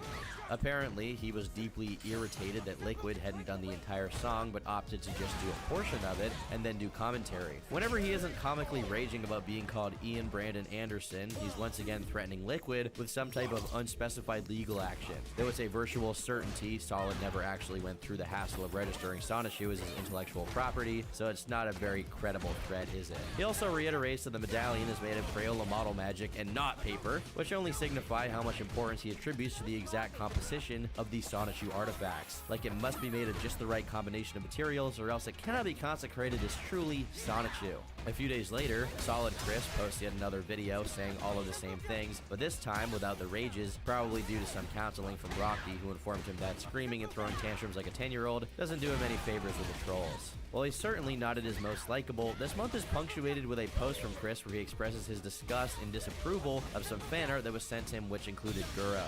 It's a category of not safe for work stuff that includes grotesque themes, and Chris specifies that the fan art of Sonichu that was sent to him included pedophilia. Surprisingly, this has been one of the things that he's been the most consistent on over the years, despite the Blue Spike occurrence. He also claims to have the mind of a family man and compares himself to Homer Simpson and Peter Griffin, as if that was necessary to justify his opposition to Drawn CP.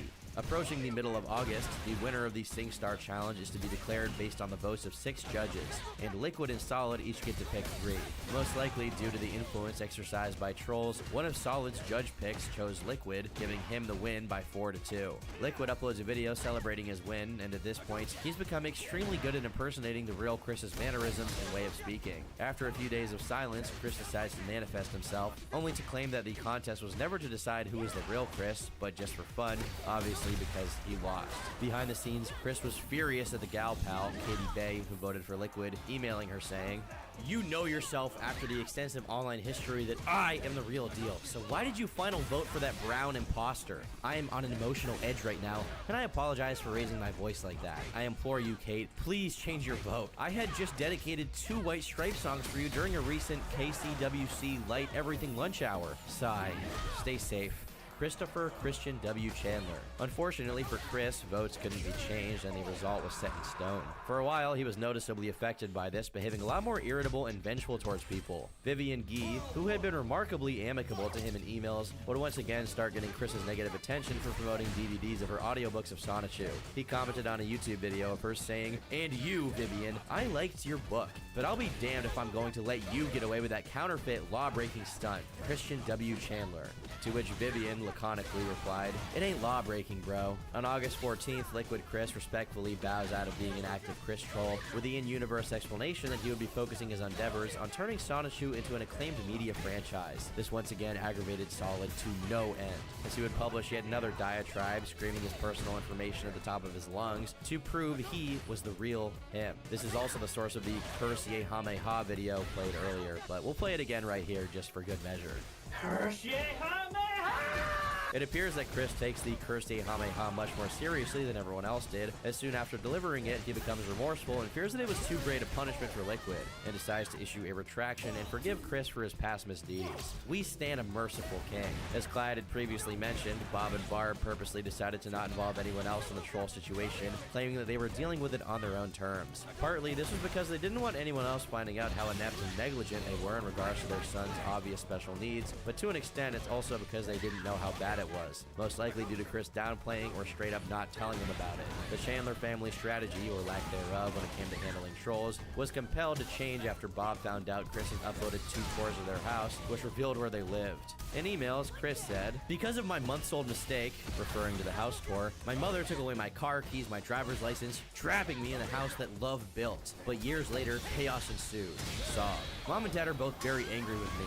I'll call my detective tomorrow. I don't know. You have in with the trolls. Please see if you can talk to them into helping me remove that footage off the internet. I know they'll be too damn stubborn, stupid, and cocky to help, but any port in a hurricane, feeling dizzy, I gotta get back to searching on YouTube for the similar videos and flagging them. Rally the good, loyal troops." Yet another major reason to take down that ED page, because they probably have all that shit on there as well. And all it took was one troll calling my house and telling my father about seeing a portion of his wall of records in pictures. The same day, Chris takes this concern to YouTube in quite the peaceful fashion. Not even deserve a captain's log introduction, because this is dead serious.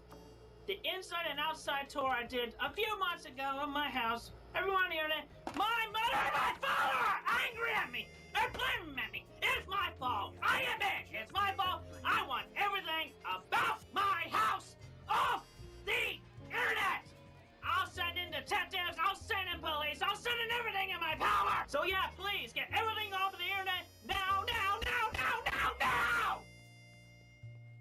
Curse the trolls. Peace to everybody. yes. You might have noticed the strange jump cut in the middle of the video. That's because there is a full uncut version of it, which was leaked by Vivian Guy just a few days later after the upload. In this extended version, Bob walks in and begins explaining to Chris that the reason he's pissed off at him for exposing the house isn't just that it violates their privacy, but due to how filthy and unkempt their living conditions were due to the fact they were hoarders, the health department of Greene County could condemn the house to be demolished and they'd be evicted and left homeless. Because of this leak, along with their previous deeds, Chris was furious at Vivian, expressing his wish that she suffers a heart attack and subsequently blocking her. Concomitantly, Chris reveals in emails that he had recently begun applying for retail jobs like Target and Walmart, probably in order to soothe his parents' qualms about how much time he spent on the internet. However, he stressed out about potentially losing his disability checks. When he looked for a job, Chris discovered he really enjoyed wearing sports bras, describing it as a guilty pleasure. At the same time, he'd been using comment sections to signal that he was suffering from something like split personality disorder, and that his alter was a homosexual, asking to come out of the closet. For quite some time now, he had been talking to one of his gal pals about how he thought he had DID, which is a bad omen that his mental health started deteriorating again. In the middle of September, Chris finally registered Sonichu as his copyright property after around a decade of working on the project. He also puts up 2 of his Guitar Hero guitars for sale on eBay, which is a sign that he was either having to clear out his room or that he needed some money for whatever reason. Near the end of September, another of Chris's sexual drawings gets leaked, this one of him having a foursome which included a black girl, signifying that he's overcoming his racial issues at last. Also, the girls with whom Chris is enjoying himself are the members of his Guitar Hero band, according to him. While September was somewhat of a more quiet month as Chris was putting his nose to the grindstone as far as work on Sonichu was concerned, October was full of interactions with trolls. On the first of the month, Barbara contracted colitis, and as soon as this news made it to Chris's online following, the telephone game turned that to AIDS, which upset Chris, prompting him to post it to YouTube in an attempt to dispel the AIDS rumors, as well as to defend himself against allegations that he was gay for the umpteenth time. He also posts this comment under a clip of Megan from Family Guy. Megan has always looked good, and here she is really hot, even better than when she had her makeover. If Seth would let her turn 18, I'd be all over her sweet and breasts. Wham bam, thank you ma'am. This moment is not particularly important. I just wanted to share my pain with you guys, frankly. Moving on from here, we have a deranged video of Chris wigging out and breaking things in his room, as well as throwing them at the camera. This fit of rage was most likely prompted by his conflicts with Clyde Cash, which were still going on and developing into multiple threats and invitations to a real-life physical fight between the two. Later on in the month, Chris makes an attempt at blackmail by blowing smoke at Clyde, suggesting that he may have some kind of compromising picture of him and demanding that Clyde stop the trolling. Of course, Clyde calls his bluff, and nothing happens as predicted. In his attempts to be intimidating, Chris does some flexing of his massive guns, and even attempts to do 30 push-ups while listening to Eye of the Tiger. He does manage it, but it's noticeable that he set up the camera in such a way to conceal the fact that he had his knees on the ground the whole time, which made every single push-up way easier. Though not easy enough considering he's grunting through the entire thing. During October, there's a brief return of the Liquid versus Solid conflict to fight for the heart of Casey, a mutual love interest of theirs. And the month closes with Solid Chris making a video addressed to her parents, saying how much of a better boyfriend he would be instead of Liquid. For context, Casey was Liquid Chris's real-life girlfriend who was roped into the trolling campaign and played along. After a 2-hour-long phone call with her retired Marine father, in which Solid is humiliated for being a narcissistic and entitled man-child, he uploaded Sonichu Special Number 4, in which he shoots Liquid Chris in the shins and gets together with Casey. This culminated in another call, this time between Casey and Solid Chris, that lasted for about a half an hour. For the first 20 minutes, Casey is reiterating what her father said, which really puts Solid in distress. However, this distress doesn't hold a candle to how he gets when Liquid Chris joins the call. A shouting match instantly erupts, with Solid losing his marbles every time he's referred to as Ian Brandon Anderson. It's interesting that when other trolls call him this name, he can keep his rage in without much of an issue, but Liquid saying it immediately gets under his skin. Insult is added to injury when Liquid calls him fat, which Solid strictly denies despite the evidence suggesting otherwise. Things really come to a head when Liquid says he and Casey made passionate love at Solid's house, at which point Solid decides to wake up Bob and Barb to get them to fight Liquid for him. Mind you, this call took place in the middle of the night, and this madman actually woke up his parents to vicariously attack an internet troll for him. The call comes to an end with Casey declaring she will marry Liquid Chris. One more call was made after this, and Casey continued to carpet bomb Solid Chris with the truth. She tells him he won't make it past 30, flirty, and that just like every other potential sweetheart before her, Chris will immediately forget about her as soon as she's gone, going back to his usual routine of playing video games and being a general man baby, while Chris does nothing but sigh. After Lakewood and Casey's marriage, Chris actually did try and muster up some kind of genuine melancholy, even posting a video of himself doing his best to cry on camera. As Casey predicted, however, he was back to his usual self the day after. A little while after this, he shoots Vivian Gee an email with a very different tone. Now that I finally have peace of mind, I apologize for the past unformalities and emotional outbursts and past communications. I have decided I will fully approve your continued audiobook videos and sales, but in return, I ask for 25% of all the money changed to USA currency you have and will have made from all that you have put together and sold, as well as 2 copies of each CD and DVD of the audiobooks, and 2 of each other additional merchandise aside from the audiobooks. I extend an olive branch of peace, and I await your well-thought response. Have a good, safe day, Miss Vivian. Initially, Vivian is doubtful that this all-business act that Chris was putting on had anything behind it. In order to have him prove himself, she sent him an email detailing the kind of things he'd have to do if he ever wanted to make Sonichu anything besides these schizophrenic doodles on his website.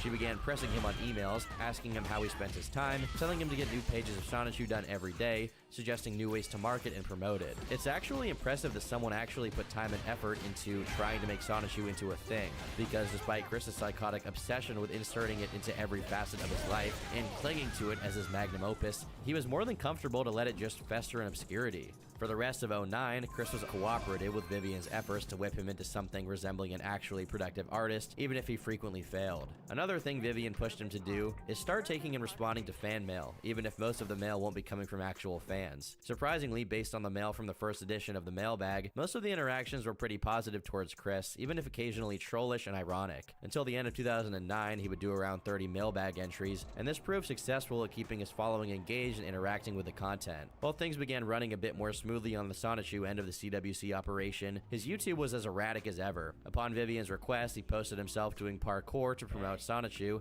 except he calls it parquet and just does some light jogging. Also, due to some interactions from the mailbag, Chris also begins to attack the idea that Asperger's syndrome is in any way related to autism, and to this day it's not clear why he takes offense to that concept, as if people who suffer from Asperger's are somehow trying to attract attention away from autistic people. Autism's stolen valor. He takes this seriously enough to write an entire article about it. Good day. I, Christian Weston Chandler, of sound mind and body, type the following from honest personal opinions, and I apologize for all offensive remarks I'll be making in the statement. Asperger's is nothing at all like autism. I have stated this fact over and over in my replies to messages from people who tell me otherwise. I feel very sick and tired of hearing that false rumor that the two are anything to full similar. Firstly, I can verify that I was diagnosed with autism with papers in my parents' filing cabinets, and I quote, Mr. Chandler is a 22-year-old man with a history of developmental delays and autism. Despite these limitations, he seems to have been quite successful in maximizing his academic abilities. Despite his significant delays in language, he has over the years developed relatively effective communication skills. And with that, I have not only helped cultivate the first generation of autistic people, but I have gone beyond the Autistic Dreams Academy, communicatively and socially. Still, I have trouble maintaining eye contact. My mentality is sometimes slow yet quick at other times. The people who first evaluated me ever even stated that I would never even make it to high school, much less even write his name. Take that and smoke it, oldest doctors. And those with Asperger's dare to try and take the shine and limelight away from us autistic people, not only with their social flaws and such possibly similar traits to autism, but to shun us autistics by being better communicatively and mentally than us. I have received a message from one who dared to call me normal in comparison to him. If anything, the Asperger people are and have been normal. They think they can one-up or even match autism with the lack of social capability and their clumsiness and such. Those characteristics can be faked by them, who are most normal compared to us true autistic people. Even their title is flawed, Asperger's. It can be misconstrued into a most terrible cut of meat from any animal, even something that can be picked nasally. I have fought long and hard to make a stand for the autistic people. I will most certainly not let these imposters steal the true original title of autistic from any of us. Victory over autism belongs only to us true autistic people. You would never expect a mentally disabled guy to find a way to be ableist, I guess, but Chris Chan has no limits. To add to his war against Chris Asperger's, he creates an extra mailbag called Autism Mailbag, dedicated solely to blowing up on anyone that tries to inform him on what Asperger's actually is. On the 9th, Chris makes a video complaining about how trolls bought up all the ad space on Wikipedia, a site created to document all of his adventures, only to use them to display gay ads. This complaint only served to make the problem worse, as the gay ads that were on the website were removed, only to be replaced by more gay ads, along with images of pickles to terrorize Chris even further. Besides this, the video also has him asking for €1,000 from his European fans, and then pitching a Sonichu-themed episode of Family Guy to Seth MacFarlane, who some troll said was considering making an episode with CWC in it. His pitch consisted of an elaborate crossover that concluded in CWC dating Meg, and he was confident enough that Seth would watch the video that he left his phone number in the description, which obviously was exclusively used by trolls who wanted to harass him, and never used by Seth MacFarlane to get this deal of a lifetime together. In the midpoint of the month, Chris decided that the Hedgehog Boys music wasn't enough for him, and he tried out being a solo rapper. His first song, called iPods Down and Listen Up, has him describing himself non-consensually making love from the perspective of an animal. Not kidding, here are the lyrics. I tell you what, ladies, I have a game. Let's play Jungle Fever. I'm the manly tiger, you're the sleek, sexy panther. I pounce on you, you run away. I haven't missed, but I chase anyway. And we chase for a while, and then you wear out, and you take it like a gal. And then we pump until we'll have your little tiger panther cubs. To top it all off, he finishes the song by shouting out Viagra. A few days later, he posted another rap, this time in full Juggalo garb, but this one isn't original and just a cover of an already existent song. The year closes with Chris expressing his discontent at the people managing the Wikipedia because they wouldn't allow him to edit it to his liking, which meant removing anything that wasn't saccharine Sonichu worship. The year of 2010 begins with the ads once again being replaced, this time with comics of Asperchu, a troll campaign designed to do to Sonichu what Chris did to Sonic and Pokemon. Copyright abuse and plagiarism. The tweaks made to the character in order to keep it original were also selected to maximize the amount of anger in Chris. The name of the character, Asperchu, is because he suffers from Asperger's. So if Chris were to accuse it of being derivative of the CWC Extended Universe, he would also be guilty of likening Asperger's to autism, which he would hate. With the success that Liquid had in infuriating Chris by imitating him, a combination of copying Chris with Asperger's was sure to be effective. The ads on the website even had depictions of Asperchu and Sonichu with some degree of homosexuality suggested, which ensured the CWC stamp of approval. Meanwhile, Chris quietly established contact with another girl, and though he tried to keep it private so the trolls wouldn't get to it, he couldn't help himself and began name-dropping her in his videos. In a lot of ways, this girl was Megan's successor, though her communications with Chris were a lot less cogent and lasted less as well.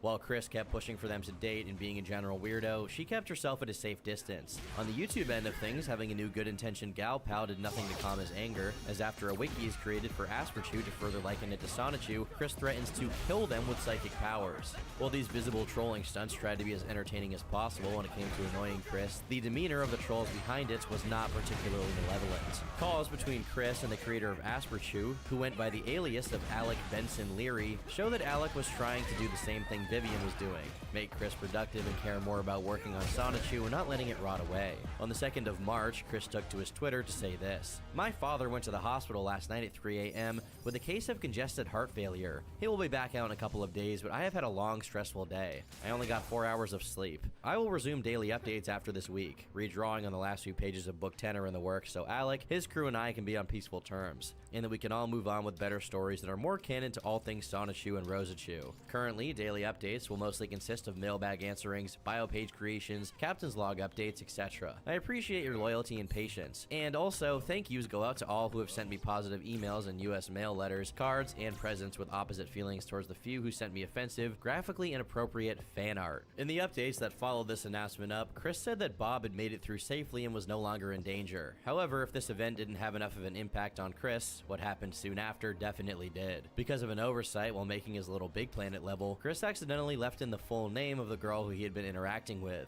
and the trolls picked up on it and immediately contacted her with all the defamatory information on Chris that the CWCpedia could offer. Her response was to tell him to get all of her information off of his things, and that if someone were to go after her and bother her, it'd be his fault. His reaction was this: God damn, another story when you try to hurt my friends and get them involved like you've been doing. After some back and forth, as Chris tried to do the same thing he did with Megan and placate her, just enough so that she'll overlook his blatant boundary violations, Chris decides to send her a letter and once again invite her out. This was her response. Sorry, I won't be able to make it. Besides, I wouldn't want to go if you were going to be there. And I'm not going to the thing next week because I don't want to deal with you. By the way, that letter, don't do that again, ever. I wasn't even impressed with your little gift. I threw it away. Not only that, I was pissed when you said that we had been going out for a month and a half. First of all, I never agreed to anything of the sort. Second, I would never date you. You're not my type. Also, if you want me to stay safe, then you would leave me alone. From phone, email, and mail. I don't want to hear from you ever again. You hear me? And who cares if you're a fucking acoustic virgin? I'd rather have my best friend's boyfriend take me first because I trust him than you. Besides, I'm asexual, so there's no hope for you, at least from me. Not only that, not even a cheap would want your small dick inside of her. Neither would I. Pretty aggressive as far as put downs go, but given how things went with Megan, it was probably for the best. Because of the compounded negative feelings, Chris quits the internet, only to come back in a day and a half to talk about Family Guy. Mind you, during this whole time, little to no work is being done on Sonichu, which drives Vivian, who up until this point was trying her best to be supportive and helpful, into giving up on Chris and Sonichu. On emails, she says, obviously you don't give a shit anymore, so there's no point in managing something you don't care about. You had weeks to update with anything. You're just playing video games and pretending you're actually putting effort into something. You've shown zero intention of actually updating. A week ago you said you might update, but then you do nothing. You told me like 2 days ago you would, and you still haven't done anything. How hard is it to do anything? You probably spend like 5 hours a day just watching TV and playing video games instead of actually doing anything productive. I'm still offering to take Sonichu off your hands. After this, their communication slowly died down and eventually stopped altogether. Through the month of June, Chris's drinking once again perked up as he began attending Fridays after 5, a kind of block party festival that takes place in Charlottesville. He's actually been cited multiple times attending it, sometimes dancing, sometimes just posing menacingly in his sports bra with the writings "Want Woman" emblazoned over it, and last but not least, mysteriously walking around with a hula hoop under his arm. An account of a sighting reads, he was wearing a bright orange sleeveless shirt with what looked like a beer logo on the back and holding a Budweiser aluminum bottle, a little minifan made to look like an iPod, and a hula hoop for some reason. Most importantly, he had a sort of basic attraction sign with him, nothing elaborate or directly sexual, but it says something like friendly and flirty man zone or something similar to that, and with more smaller text under that I couldn't make out. He was sitting on the back grass part and left a few minutes before the music was over. I would have loved to catch Chris's attempt at using the hula hoop. I bet it was funny as hell. Following one of his attendances to Fridays after 5, Chris goes to a bar and drinks by his lonesome until the brilliant idea of paying a visit to the game place crosses his mind. He instantly drives there while obviously under the influence and decides to try and take pictures of the manager, Mike, to use as a dartboard. That's the story that Chris told in this video about the incident anyway, because according to Michael, the police, and an unnamed woman, he was taking pictures not of Mike, but of his daughter. Chris alludes to this himself as he admits that the police made him delete the pictures, and if they had just been pictures of Mike, there really wouldn't have been any reason for them to do so. Regardless of whether he went there for Mike or his daughter, Chris certainly went above and beyond the call of duty. After police were called on him for trespassing on private property, Chris tried to make a run for it, and on his way out, he tried to run Mike over twice, as well as the unnamed woman once. Of course, Chris's retelling renders this as Mike and the woman jumping on the hood of his car to make him look bad. When the police showed up, he still tried to drive away, but due to his very limited getaway driver skills, he was stopped by the cops. In their interrogation of him, he immediately breaks into a monologue about how internet trolls ruined his life. It's safe to say it didn't take very long for the cops to figure out that Chris was mentally challenged. They decided against arresting him, settling for having him delete the photos. Speaking of the trolls, Christian decides to one-up them. Instead of having his mediums of communication be hacked by them, he takes the initiative to infiltrate the trolls. At least that's what Chris believed. In actuality, the trolls set up a fake forum and made it look like it was their main hub for planning out the next attacks against Chris. Falling for it hook, line, and sinker, Chris made an account on the forum under the alias of Jinkies Jenkins, followed with a truly bizarre introductory post. My real name is Junior Jenkins. Scooby-Doo was the inspiration behind the Jinkies. Lol. I had a birthday party recently on the 16th of July, so now I'm 15. I couldn't celebrate it with my friends like I would have wanted to because I was hitchhiking my way to Ruckersville from Boston. I'm crashing at a house where I have some relatives there. They're the black sheep of the family, and they're not close within the same house. It is cool because they won't rat me out to my parents and siblings. Like I need another damn minute with those assholes who overlook me. And a better part, their house is across the street from Chrissy's house. Sadly though, the blinds to his bedroom are always closed, but I still get some sights of him and the family out of their house. I've arrived at my new home a few days ago on the 20th. I'll be spending my sophomore year, and so on, in Greene County's high school. I promised I'd write my gal back in Boston, but what happens here, she doesn't have to know. I'll have to make some new friends come September, but I'll be cool. I'm a stud. I'll also miss my favorite duo of dudes, Jerry and Dino. They taught me the ropes of high school life. They were both 16. I looked up to them, like I would have for my older sister if she wasn't such a drag. They were a gay couple, and they respected accepted me as a friend only. I made it my final realization I was not gay with the help of Jerry and my girlfriend Lisa. Sweet little took me in with gratitude on my 14th birthday. She had a few exes from middle school, and her mom was a bondage queen. What? Before then, I had a gay experience in summer camp when I was 7. My bunkmates were experimenting and made me their mofo unwilling guinea pig. I was blindfolded during the entire thing.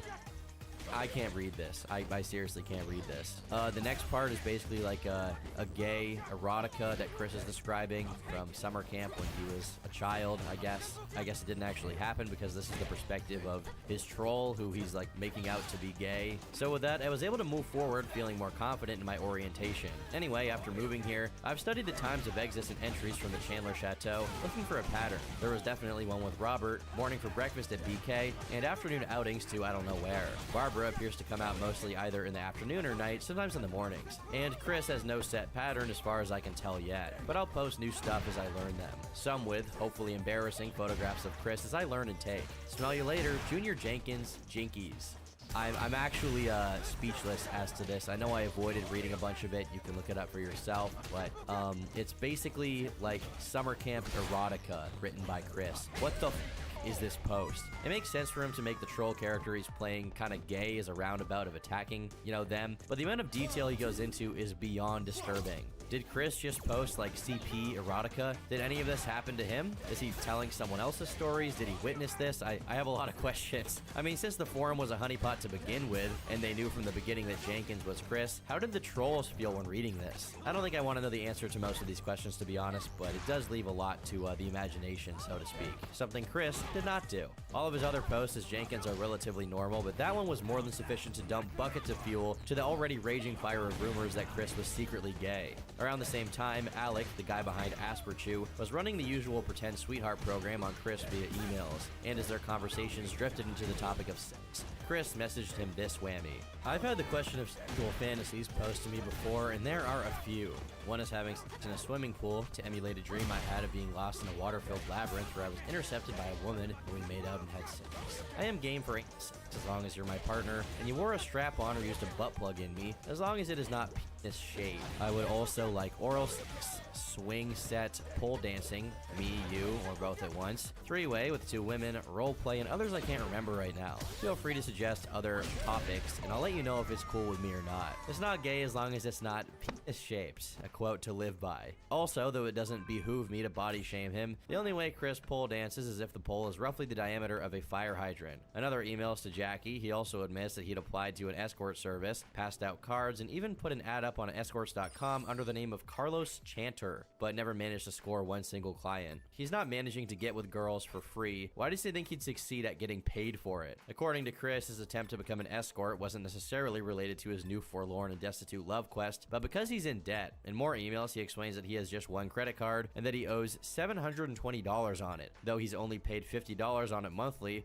which means that the interest rate would prevent him from ever being debt-free. Despite Jackie pleading with him to be more frugal, he's unwilling to cancel his Netflix subscription or sell any of his 400 video games. Actually, I have to correct myself here. After repeatedly telling him to sell his video games to pay off his debt, Chris did get rid of them, and by that I mean he exchanged them for store credit at GameStop so he could buy even more games.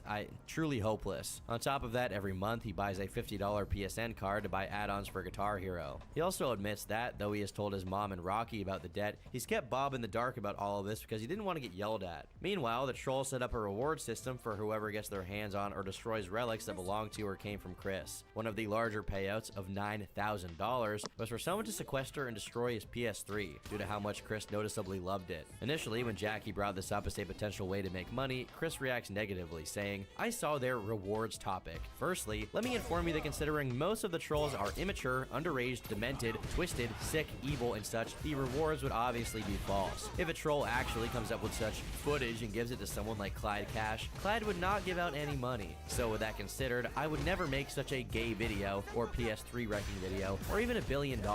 And with that, I would appreciate if you would not even think of me making any footage for the trolls' money ever again.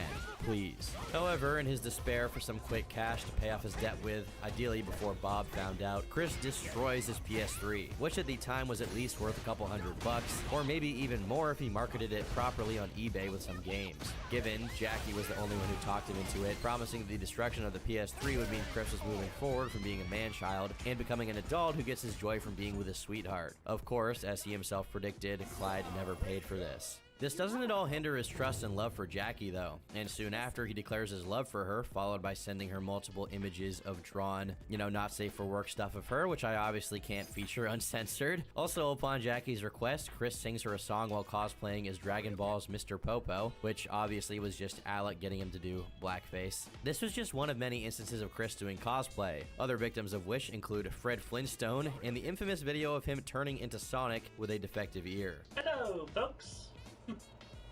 Well, and now for something completely different.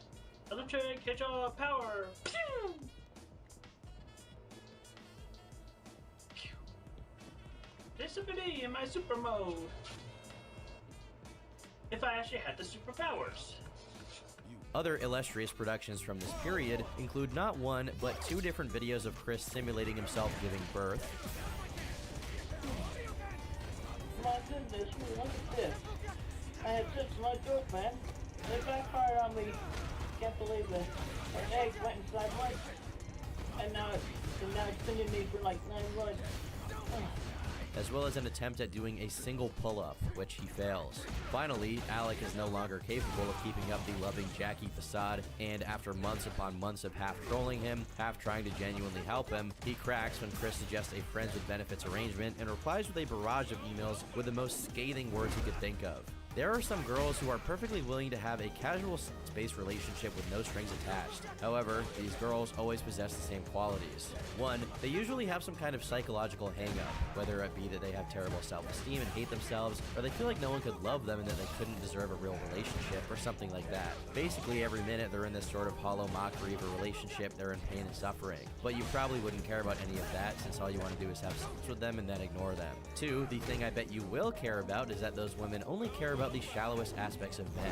By that, I mean they want guys who are good-looking, muscular, manly, and have big dicks. You do not fit any of those criteria, Chris. You are significantly overweight and flabby, you have virtually no muscle, your skin is pasty, and your forehead is covered in acne scarring that is the most readily visible thing about you even in low light, low-resolution picture or video. Your hair is thinning and looks stringy and greasy all the time because you don't take care of it, your body isn't getting the nutrients it needs to maintain it, and you probably don't wash it all that much. When you dressed up as Christiane Sonichu, your distended gut was hanging so low it completely covered your belt buckle and much of your front pants. It reminded me of when Peter Griffin is naked and they don't have to blur his genitals because his giant gut covers them completely.